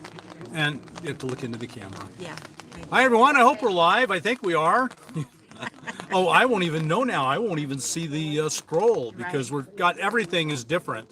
Casey will let us know. ad running, which usually means you're live. I'm getting to the end of the ad right now. Okay, yeah. So Okay, you're good. You're on, you guys. so it's as you can see, this is utterly and totally different. I need to stop looking at that. I need to close. I need to just. Close. There you go. Can't look at that. If that's there, I'll look at it. Sorry about that. Everything is different, and that means I'm running about 10 different directions at once, which is 10 more directions than I'm capable of running at once. And so I'm going to do my best here. Sue Ann and I are here. We are having the first annual birthday party of Homes on Wheels Alliance. And are we good? You got 71 people on already. All right, great. And so, oh, is that showing now? That's showing her. Yeah, it's Okay. showing all No that. disclosure. Okay. Casey, I'm going to close you off. Is that okay? So all of a sudden we have to change all of our plans and be underneath and around, and this is a lot of moving parts here, and so we're just not doing it very well. Hi, Sue Ann. Hi, Bob. Okay, I'm going to stop talking. Happy birthday. Happy birthday! Where's balloons? I got balloons over here. It's our Homes on Wheels Alliance first birthday party, and so can I turn this over to you? You could, but I don't know exactly what I'm going to do. Why don't we start with our traditional announcements? Okay, we have announcements. Do you have the announcements ready? I do. Okay, good. I do. Somebody's prepared. So I would like to announce for you, Charmaine, would you come over here? I want to announce for you the person behind the emergency fund. And she has been working so diligently, and come on over here. There we go. Thank you. She's been working diligently. She is a vetting queen. She does due diligence on everybody who's applied. It's been wonderful to watch her work and interact with the people that call with an emergency. I want you to meet her. She'll also be working directly with the volunteers for the minivan build and for the RTR. You're actually starting those two right now, as well as for the solar panel kit installs. So, hi. Welcome, Charmaine. Thank you. Nice to meet you too, Bob. Oh, thank you. Glad you're here. Do you want to go ahead and just keep doing them? Sure, I'll do the next one anyway. So I really wanted you to meet Charmaine prior to me reading this letter. This is our first thank you letter from the Emergency Fund recipient. And he says, Dear Charmaine, thank you, Bob, Sue Ann, Howa, Phyllis, and the lady who took my phone call. I'm so sorry I can't recall her name. KC, and of course the generous donation person. I have the new tires installed and made it to my doctor's appointment back safely. I will be traveling to Ehrenberg area the end of September to join the caravans for the winter. Looking forward to volunteering at the RTR. See you then. And for those that saw, I guess it was a couple of weeks ago, we read his request for assistance. And so it's really nice to come full circle and share this completion with you. And also to see him giving back to the community. He's received and now he's planning to give back. And that's what we're all about. That's what we're all about. And we have an audience here, if you don't know. It's okay if you... Yeah, why don't we scan it real... Why don't you pan the camera and everybody wave. Hi, Mom. This is our Caravan 2W, and they are at 4 Mile Flat Quarry right now. And we're pretty close to that location. They've come to celebrate with us. Caravans are one of Howard's programs. I think one of our very best programs. Oh, it's a very cool program. It's Right. really about community and coming together and getting to know each other. The amazing thing about the caravans is so many of them stayed together afterwards. Yes. In the winter, we had they're big and very popular, and so they have stayed together afterwards. I think all of them. I believe all of them have, all of the winter and fall winter caravans stayed together. Yes. Right. So like they became friends on their 3 months at a time, and so if there were 30 of them, at the end of it, they just kept traveling together. Yeah. And they yeah. became an independent group, and they've made such tight bonds. It's a tremendous success, the caravan. Yes. And, you know, to a lot of business, when people leave your business, that's not a good thing. Right. For us, it is total success. We want to see the caravans, the community really, expand and support each other. So. Right. Do you want to talk about the next one? Or? Okay, I'll do the next announcement. Right now, the Homes on Wheels Alliance has 3 programs operational and funded, and we are taking applications. The 3 programs are Nomad Emergency Fund, the minivan build, and today we're giving away our first minivan build. Yes. That's celebrating our first birthday with a first giveaway. And then also solar panel kits, Santan Solar in Gilbert, Arizona. If you're looking for solar panels, they have the best prices. I contacted them because I saw how great their prices were. And I said, hey, would you be willing to make a donation? And they did. And so we're donating. They donated panels to us, and we are going to pass them on to those of you who need them. And entire kits, we have 40 of them. And so we're taking applications that you can get a solar panel, complete solar system kit. And to apply for any of those 3 programs, the Nomad Emergency Fund, the minivan build, or the solar panel kits, go to homesonwheelsalliance.org/programs. And then all of the applications are there. We'll handle your application, and we'll start handing out. For example, we're giving away the minivan today, the first one. We're going to do a second build middle of October, starting middle of October. Mm-hmm. We're looking for volunteers. Big time, looking for volunteers. The more volunteers, the more minivans we'll be able to build, because we have the funding, but we don't have the volunteers yet. So if you have those skills, volunteer. And that will be in Pahrump, Nevada, October 15th. 14th is when we'll start, yes. The 14th will be the official beginning, so that's the date and the location. And it's, you know, there's so many people that it's really not a lot of work. It's more, you spread the work around, and it's not onerous for anyone. It's pretty easy. So plan to join us. And the cool thing about it, we found out, by the way, we are at the location of the first minivan build right here. And the cool thing that I observed is the community of volunteers that happen. I mean, they were really a tight-knit group having fun together. So realize that you're not just coming to volunteer, but you're also coming to make connections, make friends. It's pretty amazing. Yep. And so I think, just I want to repeat the address to apply for any of the programs we've started: homesonwheelsalliance.org/programs. Go there and you can fill out any applications for the Nomad Emergency Fund, the minivan build, or the solar panel kits. Okay. Do you want to give the address for volunteering? Sure. If to volunteer, it is actually the same website, and there's a link on the top that says volunteer. It's homesonwheelsalliance.org. And fill out the form there. And if you are especially interested in the minivan build, please indicate that in the comments section. And I'll take the next one. Yep. Okay. I just heard literally a half an hour ago that BLM thinks they're going to tell us about where we're going to be next year. Or yeah, it is next year, January 2020. And so in anticipation of that, because we expect a lot of questions, we are going to be starting a RTR official Facebook group. And as such, I know it's going to grow very big, very fast. So we're looking for moderators. We're looking for a moderator or moderators with based on 3 different criteria. One is that you've moderated large groups or forums before, that your moderation style would be considered kind and consistent, and that you've attended 1 or more RTRs. And if you would like to do that, we already have a start of a small team, but we definitely need more. Again, many hands make light work. Please email homesonwheelsalliance@gmail.com and put in the subject line Facebook mod, and I'll be back in touch with you.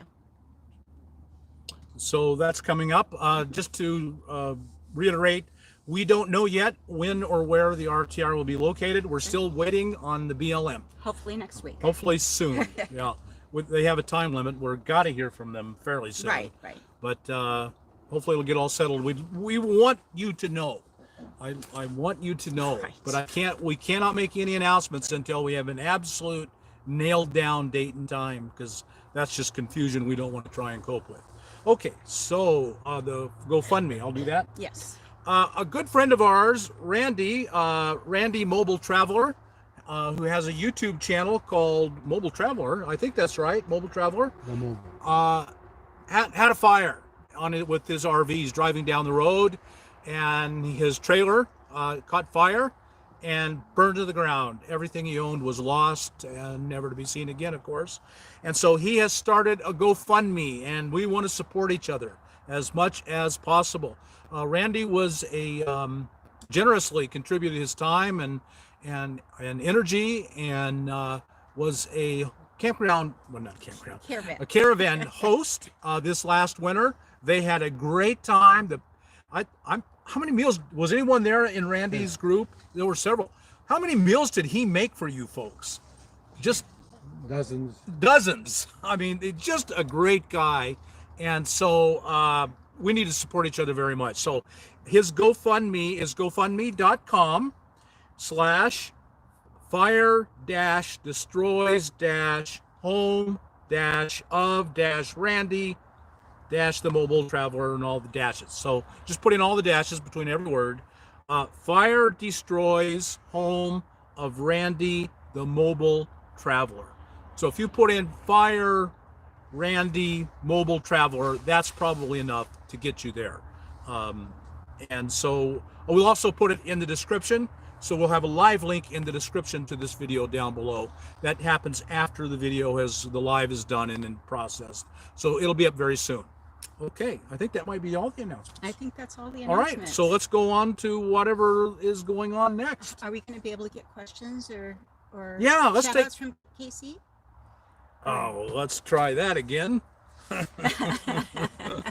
Since we're not set up to do that in any way, shape, or form now. Okay, Casey, you should be. I think we've lost Casey. Okay. Because I closed her off. Maybe I can take a question from our audience here.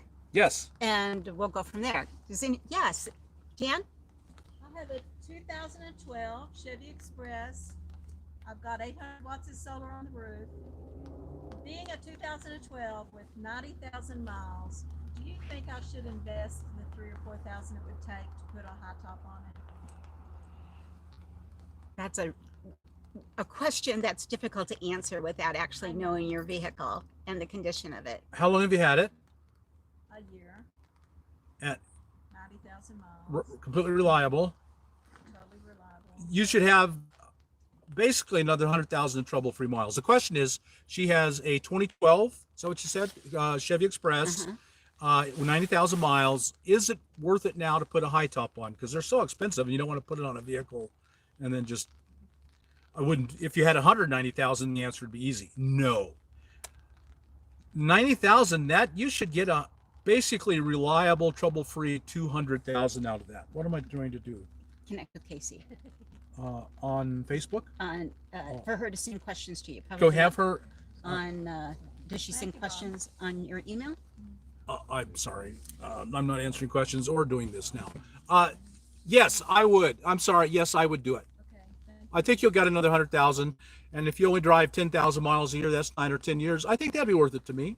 Would it be worth it to She you? just sent me those. I don't know if you have we're questions not from to do Casey. it. Okay. No. Pardon me? I know we're not together. Yes, they went out of business, fortunately, so no one's getting it there. I wonder why. Yeah. If you want, I can forward that to you.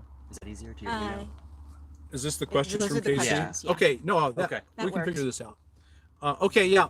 So that would be my answer. Yeah, it would be worth it to me.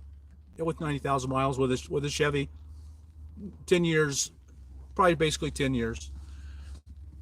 Okay, but wild guess. You know, it's a judgment call. Thank you. Okay, so we're Here's the questions too. okay. So we're going to answer questions from the audience. The first question is: are there any RTR updates? Please, we just did that. We hope so soon. No, the answer is no. We don't know anything more about the RTR. Hopefully, we will soon, and we will let you know. Anonymous asks, what has been the most difficult things you have gone through the first year of the nonprofit? That is a good question. What any Oh my, nothing. most pops. difficult thing? Let me think. It's always been pretty amazing, really It easily. really has. Well, it's been pretty amazing. I think that the difficult thing is the volume of work day in and day out. There's just no break. So, you know, there's always more to do. It just nothing ever is completely done. So Yeah, it's so pretty overwhelming. it is, and Yeah. you just have to take it one, you know, step back. Okay, now what is the most priority thing, and then do that. And Sue Ann is the executive director, and I have not given her enough praise. That means that your hand is involved in every single thing that's going on, Pretty much. without exception. And I am a terrible detail person, and so all of it basically falls on Sue Ann. So all the programs we have going, and we have a lot of programs going for our first For year. first year, it's amazing, actually, really amazing. Impossible. We have done the impossible, and I know there's so many of you out there who have no experience with nonprofits, and getting the 501c3 in a year would be good, not great, but good. Mm-hmm. But having it up and running and changing people's lives in a year Yeah, is it's astounding, amazing. and all of it falls on Sue Ann's shoulders. She gets all the credit because every detail of every program is in her head at every moment, overseeing it. With much help. Right. Yeah, it's an oversight position, and my Yes. fingers are in the pot too. Yes, your finger's always in the pot. Your every decision we make goes through her, because she this is not something I'm good at all. This is something I'm terribly weak at. We would if Sue Ann hadn't come on board, we never would have done a 501c3. I just am not capable of it. I know I'm not. So what's your thing? What has been the most rewarding experience for Oh, you've Sue Ann got this them. year? Okay. Yeah. Does she have them? Okay. Yeah. So for me, without a doubt, again, there's not just, I can't pinpoint one thing, but for me, I love the team I work with. I just adore the team I work with.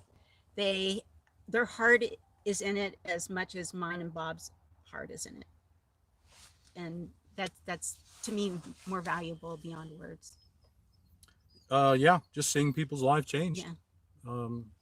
And quite literally, gone from dark and homeless and hopeless, dark, hopeless, and suicidal despair to on the verge of the very best times of your life. And I honestly believe that's what we offer in the nomadic lifestyle. 5, do you have any new programs that will be coming up for nomads? I would think I like the idea. We're still congealing what we're working on. We're not jumping right into new things because, man, we're so much. We're going to start with the second year of the of the caravans, and we're going to be making changes because some things worked great and some things didn't work so well. So that will be, but it's still going to be pretty easy, I think, to do it in the second year. The new thing that we're working on that I would talk about is one thing I've wanted for years. I've been talking about at the RTR a mentoring program, and it doesn't have to be any more, and can be any more than a list on a page of people who are willing to help you. If nothing else, then answer emails. A mentoring program, and then it could be as big and as bold as people are willing to do. But at the minimum, just someone you can email and ask a question besides me. Ladies can ask ladies, and that doesn't have to be much more than a list that we keep current and updated on the website. So that's number one. Another one is land. You want to talk about land? Go ahead. Well, I would say there are a lot of wonderful people write in and say, I have land and people can come and use it. Or I need someone to come and live on my land and trade for brush clearing or whatever. So a central clearinghouse, really nothing more than a list on the website of land where you can go and land a little while. And we get enough of those. That can work. So mentoring and land, and then mechanics around the country, just centralized lists of the community. And then ultimately, I think years down the road, an app with all of that, a phone app where that will interconnect us in an real-time way that the internet allows, smartphones allow, and nothing else can. So that is the big one I would go on. Why don't you talk about buying land? That's a big dream we have. Yeah, we would really very much love to have some land to have gatherings on, similar to the RTR, to have training centers. So newbies coming together, just learning the basics of how to be a van dweller, how to be kind to the earth while being a van dweller. What are the rules and regulations of camping on public land, those kinds of things. And also a time to build community. That's those same lands could be stop-offs for the caravans. So we have an example of that right now. We have Linda May's land in Douglas, Arizona, that was used for the first caravans last spring. So if we had places across the desert Southwest and then on the East Coast where they could be stop-off for caravans, that would be wonderful as well. Yeah, the need for land is one of our really high priorities. It's just a lot of money, and so there's so many needs we want to meet that it's hard we can't do them all. Yeah, and but I am actively looking for land. Yes. So the idea is if we find a parcel that the owner will carry the contract and we could swing it, we think we could swing it, we'd probably launch a campaign and see if the community was behind it in terms of both wanting to utilize it as well as funding. Right. If nothing else, if we could have 100 acres at 2 or 3, a minimum of 2 and more likely 3 or 4 different elevations, then we could run caravans just on our own land. We could have gatherings. We could have gatherings. The year. We could have multiple summer gatherings, multiple winter gatherings. We're not in love with the idea of one big RTR. In fact, it's obviously not a great idea. It's too big. Everyone has to drive too far. It's only once a year. It's not a good thing, but it's just not practical to do it multiple times a year. If we owned land across the country, we'd have constant gatherings so that you could make one wherever you were without driving 2,000 miles and fit into your vacation schedule or your location. So that's really a big one. We're talking a minimum, usually $100,000 for 100 acres, and 100 acres is really what we need to make it very practical. I mean, we'll take anything. We got 5 acres and made good use of it. Yeah. But, as soon as it cools off, we'll start using it again. We're just too hot. We're not there now because it's too hot. That's why we need multiple land all across the country. I'm not going down to where it's 110. Just not. Okay, so what's the next question? Are Bob and Sue Ann business partners? Well, I guess not officially. I mean, not in any way official. Not legally. Well, no. we are. We act like we are. We act like we are. That's what we are. We're actually, when we get down to Prump, I'm a Prump. You're both Prump, Nevada residents. Did you become a Prump resident? I did. Oh, Last that's right. November. Yeah. We're going to make some legal changes. And I don't even have a will, and I need to have a will. Everyone needs to have a will. If you're 64, you definitely need to have a will. And so one of the things I'll do is make a will out, and that will make a lot of it official. Just by, if I'm dead, she gets it. No. Give her some incentive. But yeah, we're going to probably make some legal changes. I don't think we have done anything in writing yet. Do you want to do the next one?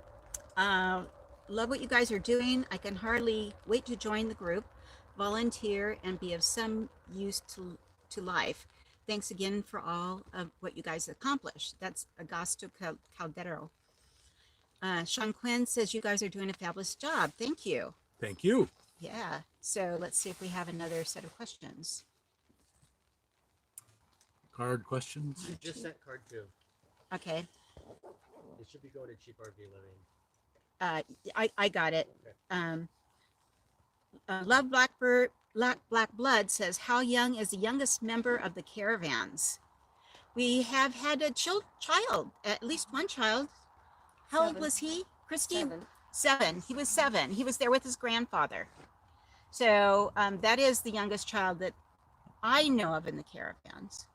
Well, adult, 19. We had a 19-year-old. Oh yeah, certainly young adults. Yeah. Yeah. I mean, under that, your children, and yeah, I would say we got card number 3 already. Yeah, I would say he was the youngest adult at 19. Mm-hmm. So yeah. Well, no, I think Nick is 18. Isn't Nick 18? That's who I was thinking Oh, of. okay, 19. Okay. 18 or 19. Okay. I don't know. It's either 18 or 19. Okay. Yeah. So, but yeah, it's predominantly older, no question about it. It's, I mean, we can point at one real young guy, but yeah, it's very much an older group. Mm-hmm. Okay. Douglas Clark, who received the minivan. When are we going to do that? Toward the end? Towards the end. Let's wait to the end. Okay. We'll make the big finale, the minivan. We're actually giving away the minivan at the end, so let's say at 10 minutes till 4 Pacific time. We'll award a very deserving recipient. Right. So that's coming up. We're making you stay to the end. Sorry, folks. And of course, a lot of you can't stay to the end, so you can come back and watch the last 10 minutes of the video later on anytime, because this video will stay up, so you can see it anytime. But we're waiting till the end. What was the most surprising thing about creating the nonprofit? It's another good question. That it went so fast? Certainly at the first that it went so fast, yeah. I don't think we've given any credit to our, we have a consultant. Everything had to fall together. I've wanted to do a 501c3 for a very long time, but I know my abilities and my weaknesses, and this is completely something I'm not able to do. So the first thing that had to happen was KC came on board, who's in another state right now. I think she doesn't mind would say she's in New Mexico. And so she could keep me organized. I couldn't keep myself organized enough to have a 501c3. She could. And then we had a lady who was retired. Are we saying her name? It's her first name. Sharon. So Sharon contacted me. She's retired. She's worked her whole life for nonprofits, creating them, getting them going, keeping them running. Being on board. She's running every part of it. She retired and offered to help me with her vast experience, set up a 501c3. And once that happened, I knew it was at least a possibility, but that still wasn't enough. And so we're not giving Sharon enough credit. She knows every question. Yeah. She knows almost always the right answer, not 100% of the time, but 99.9% of the time, the right answer, and has just guided us so well. None of this would have happened without her. Yes. So thank you so much, Sharon. Thank you, Sharon. And then I still knew that even with those people in place, it still couldn't happen. It took someone like Sue Ann to be able to make it happen. So I asked Sue Ann And she said, "Are you crazy? I'm retired." And after she got over that, she didn't say that, but kinda. I've been retired for 10 years. And so once Sue Ann was on board, I knew we could do it. All the pieces were in place. The knowledge and the oversight that Sharon brought, the physical energy and capability and organization Casey brought, and above everything else, just the ability to be the hub of the wheel that held it all together, which is what Sue Ann is. So, I guess that's a history. What was the question? The most surprising thing is it all coming together as it did. Just like almost the universe had it in planned. Yeah, I would say when a year and a half ago, it would never have occurred to me we've accomplished so much. We've done. No. It's been a tremendous amount of hard work. You work, no exaggeration, 60, 70 hours a week. Probably. I mean, that's not an exaggeration. I do use hyperbole pretty often about this, but that's not. Probably not. It's pretty amazing, all the work that's gone into making this happen. It's a typical startup. I mean, anybody who's had a startup knows you put in long hours, and that's what we have. That's what we are. You could liken it to creating a new business, and no one works harder than someone who's creating a new business. You'll work harder for yourself than you will ever work for an employer, and that's just what we're doing. You're your own boss, in essence. I am. So, yeah, it's phenomenal amount of work. Introvert Freddie for life says, Bob, how is your mom? How is your lovely mom? That's a very nice of you to ask. Thank you. My mom has Alzheimer's, and there is an epidemic of Alzheimer's. Every time I ask, says that. Let's do a poll here. How many of you have Alzheimer's in your immediate family or pretty close to nearby family? A lot. I'd say maybe half, at least a third of the people here. It's an epidemic. It's astounding. Alzheimer's moves real slowly. The key thing is she still knows us. My sister and I. She lives with my sister, and I spend the summers there. She still knows us. Her short-term memory is pretty gone. If we eat in an hour later, she'll wonder when we're going to eat. The short-term memory is pretty much gone. Long-term memory is fading. She asked me the other day if my dad was still alive. They've been divorced for quite a while, and so he's not high enough in her memory for it to keep it, and she didn't remember if he was alive, and so it's fading away, but it's slow. So month to month, you may not notice it, but when you look back at over the last 6 months, then you are pretty aware that she's fading away. But she's still there. She knows us. She's able to get around physically quite well. She's doing well. She's happy. She still smiles. She has most amazing attitude, the greatest sense of humor. She's a flirt. Except for a flirt. The PT guy comes over. She actually broke her hip, and actually she broke both her hip on one leg and the bone on the other leg. She broke both of them. So she's at home, and the PT guy comes over, physical therapy, and she fights with him all the time, and it's play fighting. She just has this sense of humor and aliveness, yes. And I owe so much of who I am to her. She was a wonderful mom, and just great. She's doing remarkably well as can possibly be. Okay. So, Drea, I think is how you pronounce it. Sarah. So will the WRTR be independent of the RTR, or do they go hand in hand? The WRTR and RTR have always gone hand in hand. The WRTR stands for Women's Rubber Tramp Rendezvous.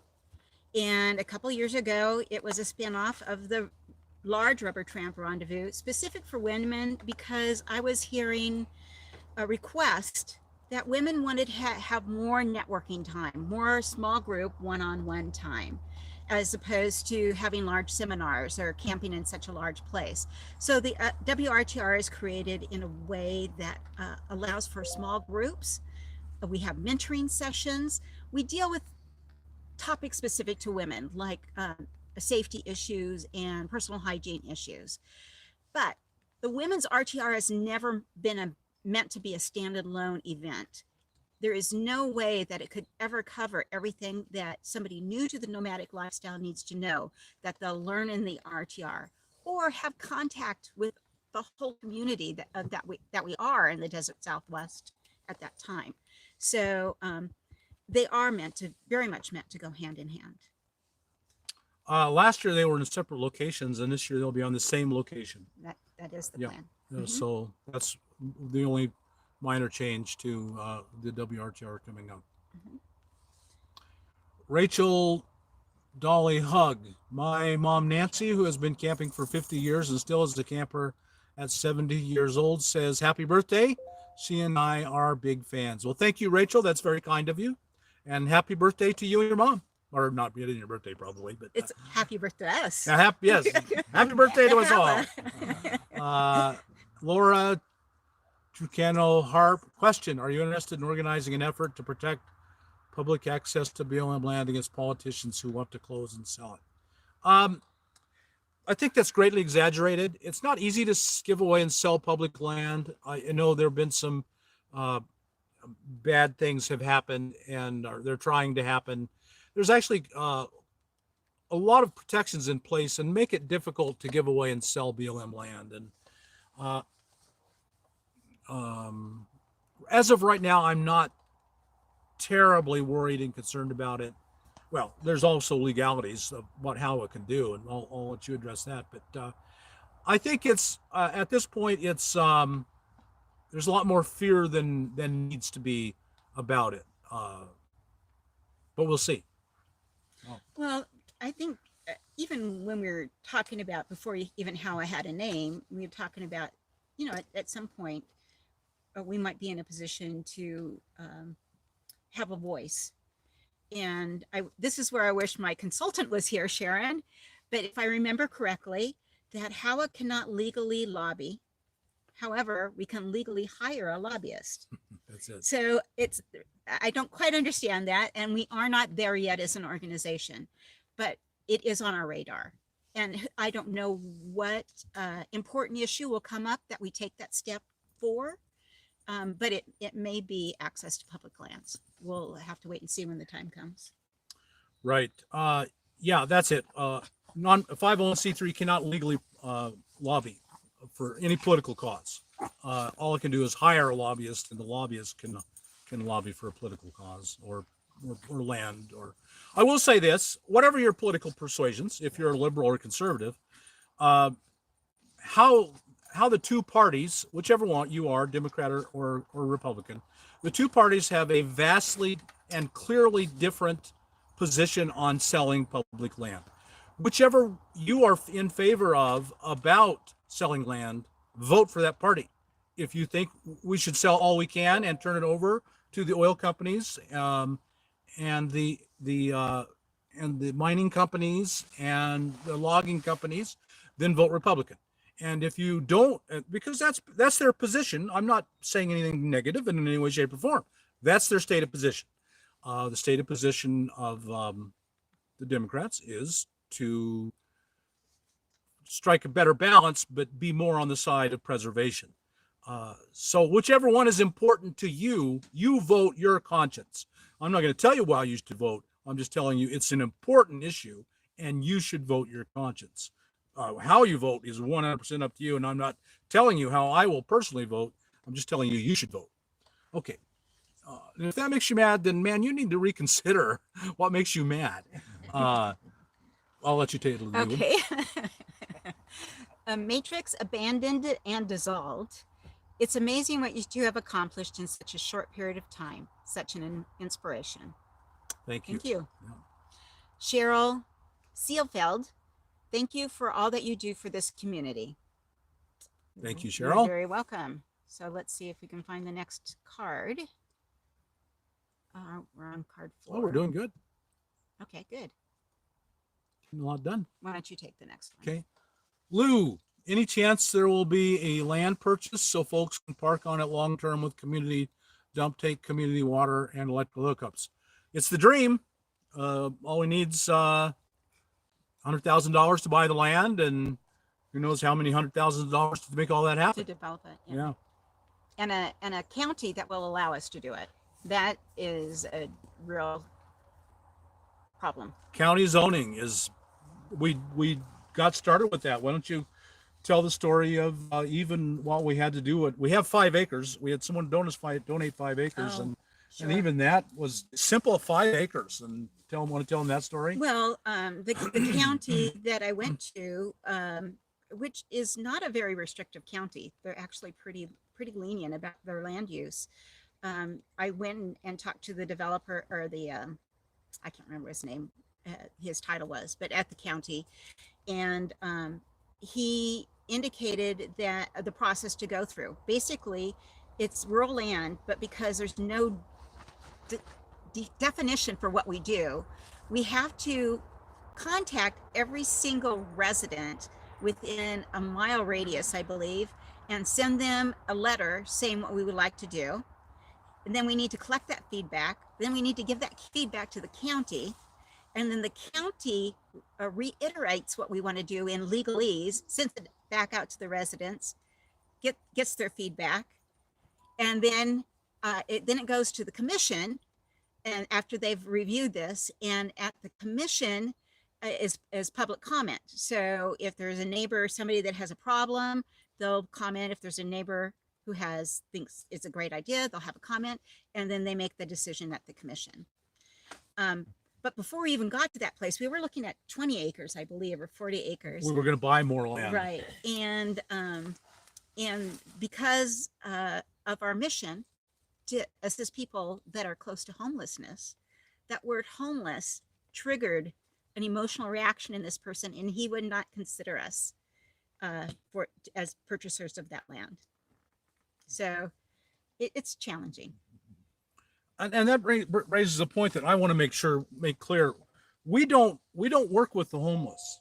We don't. We do not work with the homeless. And I'm afraid we have not done a good job of communicating to that. So people who are homeless in the city, they are not our clients. We are not helping them. I don't know how to help them. I have no idea how anyone can help them. It's just kind of an intractable problem. I don't see a solution to it. We're working with people who are not homeless yet. We want to make sure they don't become homeless. We are preventing homelessness. Right. So it's the grandmother who's living on $800 a month. It's the guy who's got 2 jobs and still can't afford to pay his rent. That's who we're working with. And I'm afraid there's this perception out there of the homeless, the guy on the street who's pushing the grocery cart, and that's not who we work with at all. That's not our audience. So I think we've really tried, since this particular guy's response, you work with the homeless, I want nothing to do with you. I will vote against you and fight you every step of the way to get this land. We have been trying to work in the clause preventing homelessness into more and more of our literature and everything we say and do. We don't work with the homeless. Right. So. Right. I'm not sure if those in the audience, the online audience, can see that we are being filmed by other folks. Maybe we should. You want to show them? Sure. Or do you guys want to be? Sure. Yeah. Go ahead and turn the camera. We have a couple of documentary filmmakers here. Vanessa on the camera, and Josh on the mic, and they are filming the nomadic community, and in particular about Hawa, about our recipient of the minivan, and just what it's like to be a nomad. So camera to camera there. Thank you, Walt. And Walt is our generous cameraman at this point. Okay. Is there a community, Herr Wolf? Is there a community billboard where I can post that I need a mini fridge? Perhaps someone is upgrading and will sell a small fridge or trade barter. Well, we can talk about the Cheap RV Living Forum. Mm-hmm. We have, meaning Cheap RV Living has, not Hala. Cheap RV Living has a forum, and I'll give you that address. It's cheaprvliving.com/forums, plural forums. And in that is a sub forum that allows you to post things for sale. What we ask that you do to prevent abuse of this is that you are a community there, that you become a community, and that you have interacted, so that we don't have people just coming to sell things or get things. So go ahead and create an account there, join the community. It's a great group of people, very knowledgeable, and then post your request and see what happens. We require that you post 10 posts before you sell something. Right. That's the bottom line. Sell or post a link or Right. advertise your YouTube or whatever. Right, and then you can do it there once you are an active member of the community by doing 10 posts. And that's also what I meant when I talked. One of my next big goal is our pages on the How website, where we connect people with mentors, with land, and with things for sale. You want to buy something or trade something. So that's the goal, and ultimately the goal would be an app where it would be on board the app as well. So that's a good. That would be part of that. Now let's make it clear the difference between Cheap RV Living and Sure. Homes on Wheels Alliance. Legally, they have to be Cheap RV Living is a for-profit business, which I own, and Homes on Wheels Alliance is a nonprofit, and so the two can never meet. We talk about it sometimes about the distinction between the two. The two must always. We have to make sure we keep them separate, that they don't merge. If funds move from me to them, it's a donation. Funds can never move from them to me unless it's an approved, and it just would never happen. It can't happen because there's no way I can apply for and qualify for any of the aid that how it distributes. So it can only move, funds can only move one way. Our activities can't be mixed, and it's a very important legal matter that we adhere to very strictly. Right. The relationship is Cheap RV Living is the donor and the sponsor to HOWA. So that's the relationship. Right. So much in the same way that Santan donated solar panels, Fiberines. I mean, we should mention Fiberine. Are we going to mention now? Well, we haven't even gotten to the accomplishments. We're not going to, but yeah, go ahead. Fiberine is donating a high top for the sweepstakes, and so they are a sponsor and a donator to Homes on Wheels Alliance, and that's the relationship at Cheap RV Living. It gets complicated because I'm the president of Homes on Wheels Alliance and the owner of Cheap RV Living. So, but the two can never meet. They can never merge. Should we get to some of the accomplishments? We should at least talk about the sweepstakes. Yeah, why don't we talk about the sweepstakes? Why don't you talk about the Okay. sweepstakes? I always get it wrong. We will have a sweepstakes. We have 3 prizes. One is a 2020 Chevy 2500 Express with a 24-inch Fiberine high top on it. And so that's one prize. We also have the prize of a brand new Droll trailer that is built to specific specifications for HOWA. It's kind of like the deluxe model, and Drolls are kind of like extra special cargo trailers made into travel trailers. So big windows, drop down door that you can make into a ramp and that kind of thing. And then the other prize will be an electric e-bike, which Bob has done a review on. Yes. On his channel. So it's LECTRICEBIKE, electric e-bike. And they are donating a bike and panniers for the bike. So we have 3 big prizes. As soon as we have the location and the times for the RTR, we can launch the sweepstakes, because of course we want to do the drawing at the RTR, and we can't launch the sweepstakes until all those details are finalized. Can I talk about the date with Bob? Okay, go ahead. Okay, another sweepstakes we're going to be having, and we don't have a lot of details yet, but I know there was a lot of interest when Bob did the live feed on dating, is we are going to have a sweepstakes with a date with Bob. Yay. So, all right, guys. As a fundraiser for Howa. As a fundraiser for Howa. And what we know so far about it is in order to have it nationwide for all U.S. residents, except those in New York. New York has some strict rules for sweepstakes. But for most U.S. residents is we will fly the winner out to the date and provide them one night of accommodations. So there you go. So that's coming up. We want to know if this is a single or a double. Double date? Is it a double date? Room. Oh, no. The question was, okay, the hotel is for the recipient, not for the both of them. Okay, how can Howa this is from Julie McDowell. How can Howa organize volunteers? Several of us have offered often, but have never heard anything. Yes, thank you so much for being persistent. We actually have you on a spreadsheet, and we've worked on that organization. Now that we have Charmaine on board, I guarantee you will hear from us. So thank you for your patience, and you will hear from us. Okay, Rick Darby, aren't you both officers of Howa, so then you would be business partners? Well, no, that's not a business partnership. Not like a co-owning. There's no ownership. Officers are not owners. There is no owner of a 501c3. It's a publicly held.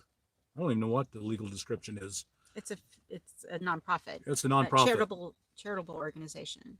You're not business partners at all by both being on there. It is time. So are we going to give the minivan away? Yeah, let me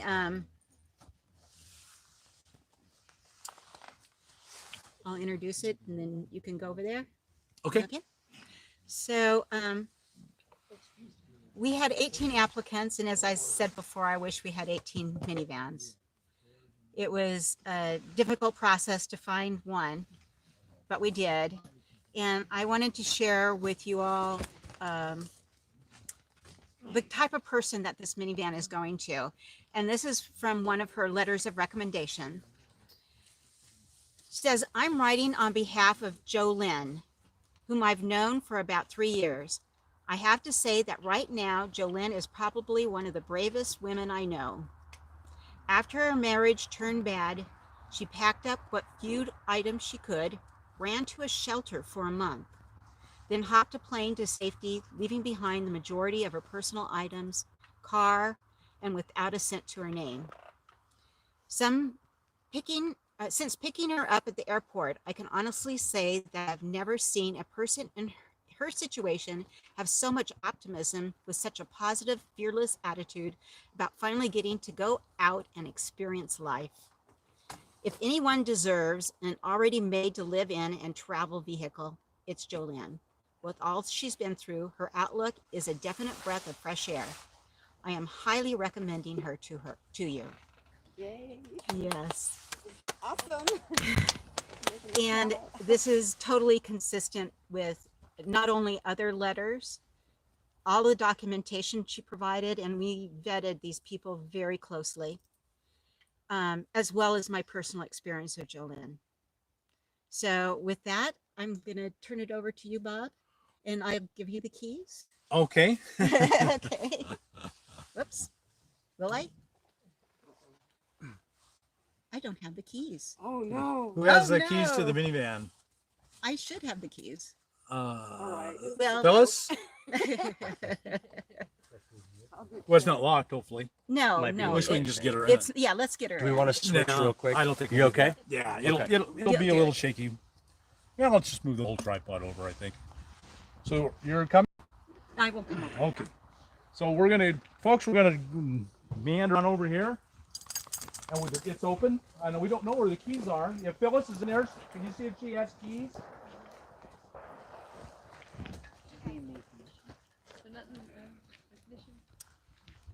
Jolynn, let me give you a hug. This is Jolynn. And so Ann is coming. I did have one question for you, Bob. Okay. I'd like to know the meaning and how the bubbles and the dancing came up for the end of your videos.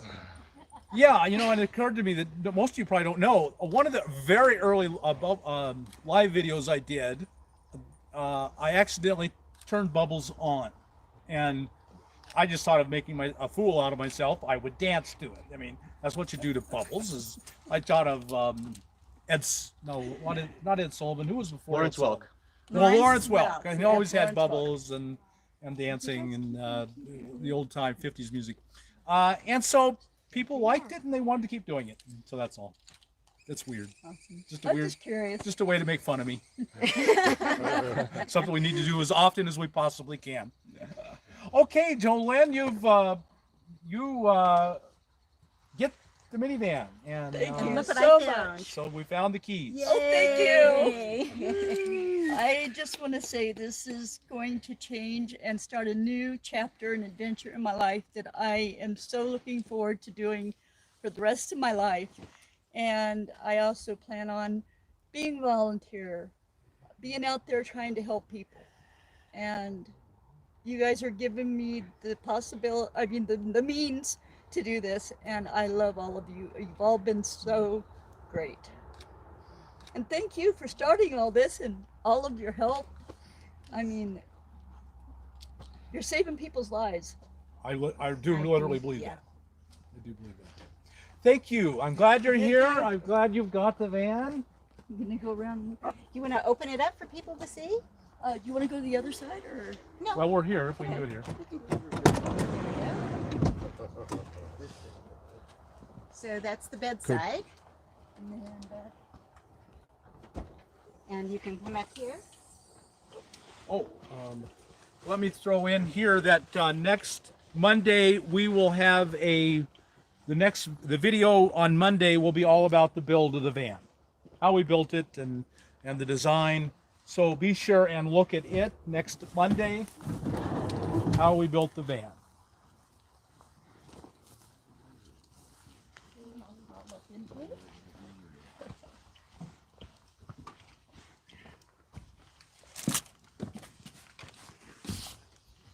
Thank you, everyone. I don't have the words. I am just so happy, and pinch me, is this real? Thank you. Well, hopefully there'll be many more deserving people in the Yes. future. Thank you very much. That's the goal. And I've even got my little buddy heater here. And you'll probably need it. Oh, yeah. So, whoa. Okay, so do we want to just, do we want to go show the birthday cake and all of that? Let's go do that. Let's show the birthday cake and all the good stuff, all the fun stuff.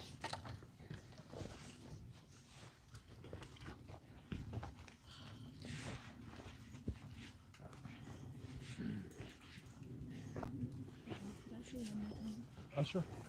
I just wanted to say, Wait till we get over here. Let's go over here. Say something on By the birthday cake. Yeah. How come mine never looks that good? I don't know.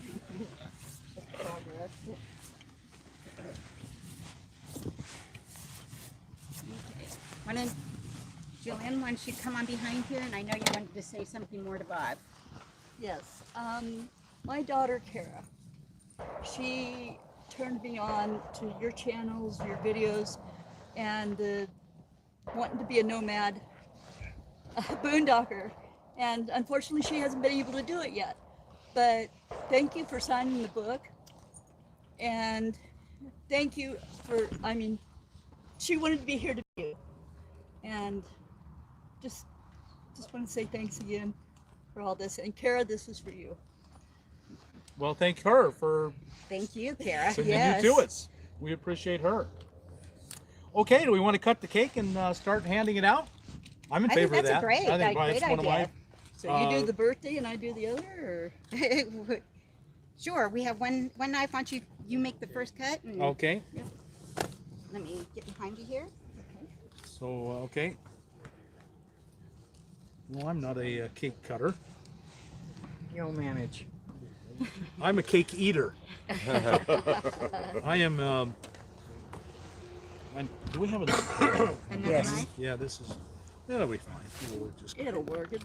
Mixing it up, a little bit of chocolate. Yeah, even This is water, and I thought we could use a napkin to clean the knife with the water. Sure. So,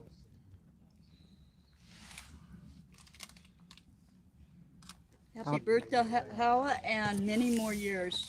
but let me clean that knife off. Yeah.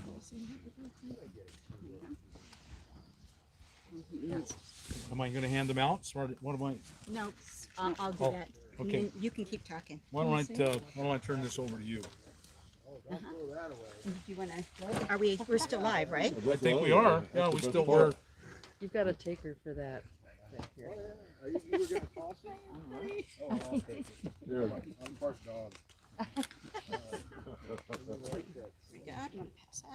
One for you. Thank you. Those are big pieces. Yeah, real big. There's a lot of cake. There is a lot of cake. Do we have? There's okay. Do we have utensils? Everybody was to bring their own utensils. Everyone brings their own utensils. That's what we do as vandals. Yeah. Fingers. Otherwise, it's finger food. Yes. Long live Howard. Okay. Are we going to take the inaugural bite? Yeah. So we're going to take. We're just about ready to close this up. It's 4 o'clock. So we will call this broadcast done. I think what we'll do is just leave the camera running, and you can watch people, and maybe they'll come up and. We're going to leave the camera running, and if you want to come up and say hi to people, I guess we could do that. Don't curse or anything. I mean, don't give me nailed going off of YouTube. But so we are going to have our inaugural bite and say happy birthday to Hawa. And so here we go. Happy birthday! Wish you were here. Wish you were here. Seriously. To you. Happy birthday to you. Happy birthday, dear Howard. Happy birthday to you. Thank you, everybody. Enjoy.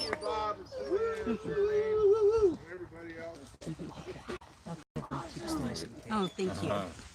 You can go do. Would you like to distribute these with the cake? Ooh, I want one. Yeah. Let me Window sticker. Probably not good with cake. Okay. All right. I'll get up there and help. Yeah. Okay. We'll do it. All right. You and I. Okay. All right. What happened to the cake? Oh, you got it. Let's put the camera. Yeah. Then a chocolate one Yeah, I got it. Yeah, the chocolate one. Chocolate with chocolate. All right. I'll watch this if you want to go on. No, I'm good. Want to get a piece of cake? Right. Chocolate. We got chocolate. We got yellow. Let's see And what I eat you this with a have the beard. fingers. There you go. Dennis, you wanted vanilla. It's your choice. He's actually Okay. Oh, thank you. Yeah, I spent last winter in Brookings, Oregon. Uh-huh. Nice. I think I had to wear my jacket maybe 3 days with the daytime. Really? See, she's already got a remote job, so we're halfway there. I just gotta get her on the road. I should have gotten another. How many people are watching? There you go. There's chocolate. I won't know until. Blow bubbles. Gotta blow bubbles. I agree. What you put out to There we go. That was somebody. Thanks for saying that, whoever that was. Oh, that's good. Because we don't have so many people. Good job. And, you know, The end of the line over here. Behind me. No. Like wherever. Hello. Wow. Thank you so much, Bob. You cake. You need another napkin? It's in your pocket? Sure. No, that all works. Thank you. No. You have me alive. Cake. I don't want people to think I'm anti-cake. Really in trouble then. Okay, we got I'm already vanilla. more of an No, we introvert got than you yellow are, and with then, strawberry filling and whatever that chocolate means. with Bavarian cream filling. How about you, Mark? What What am I, you? whoa, there's choices. Yeah. Oh my gosh.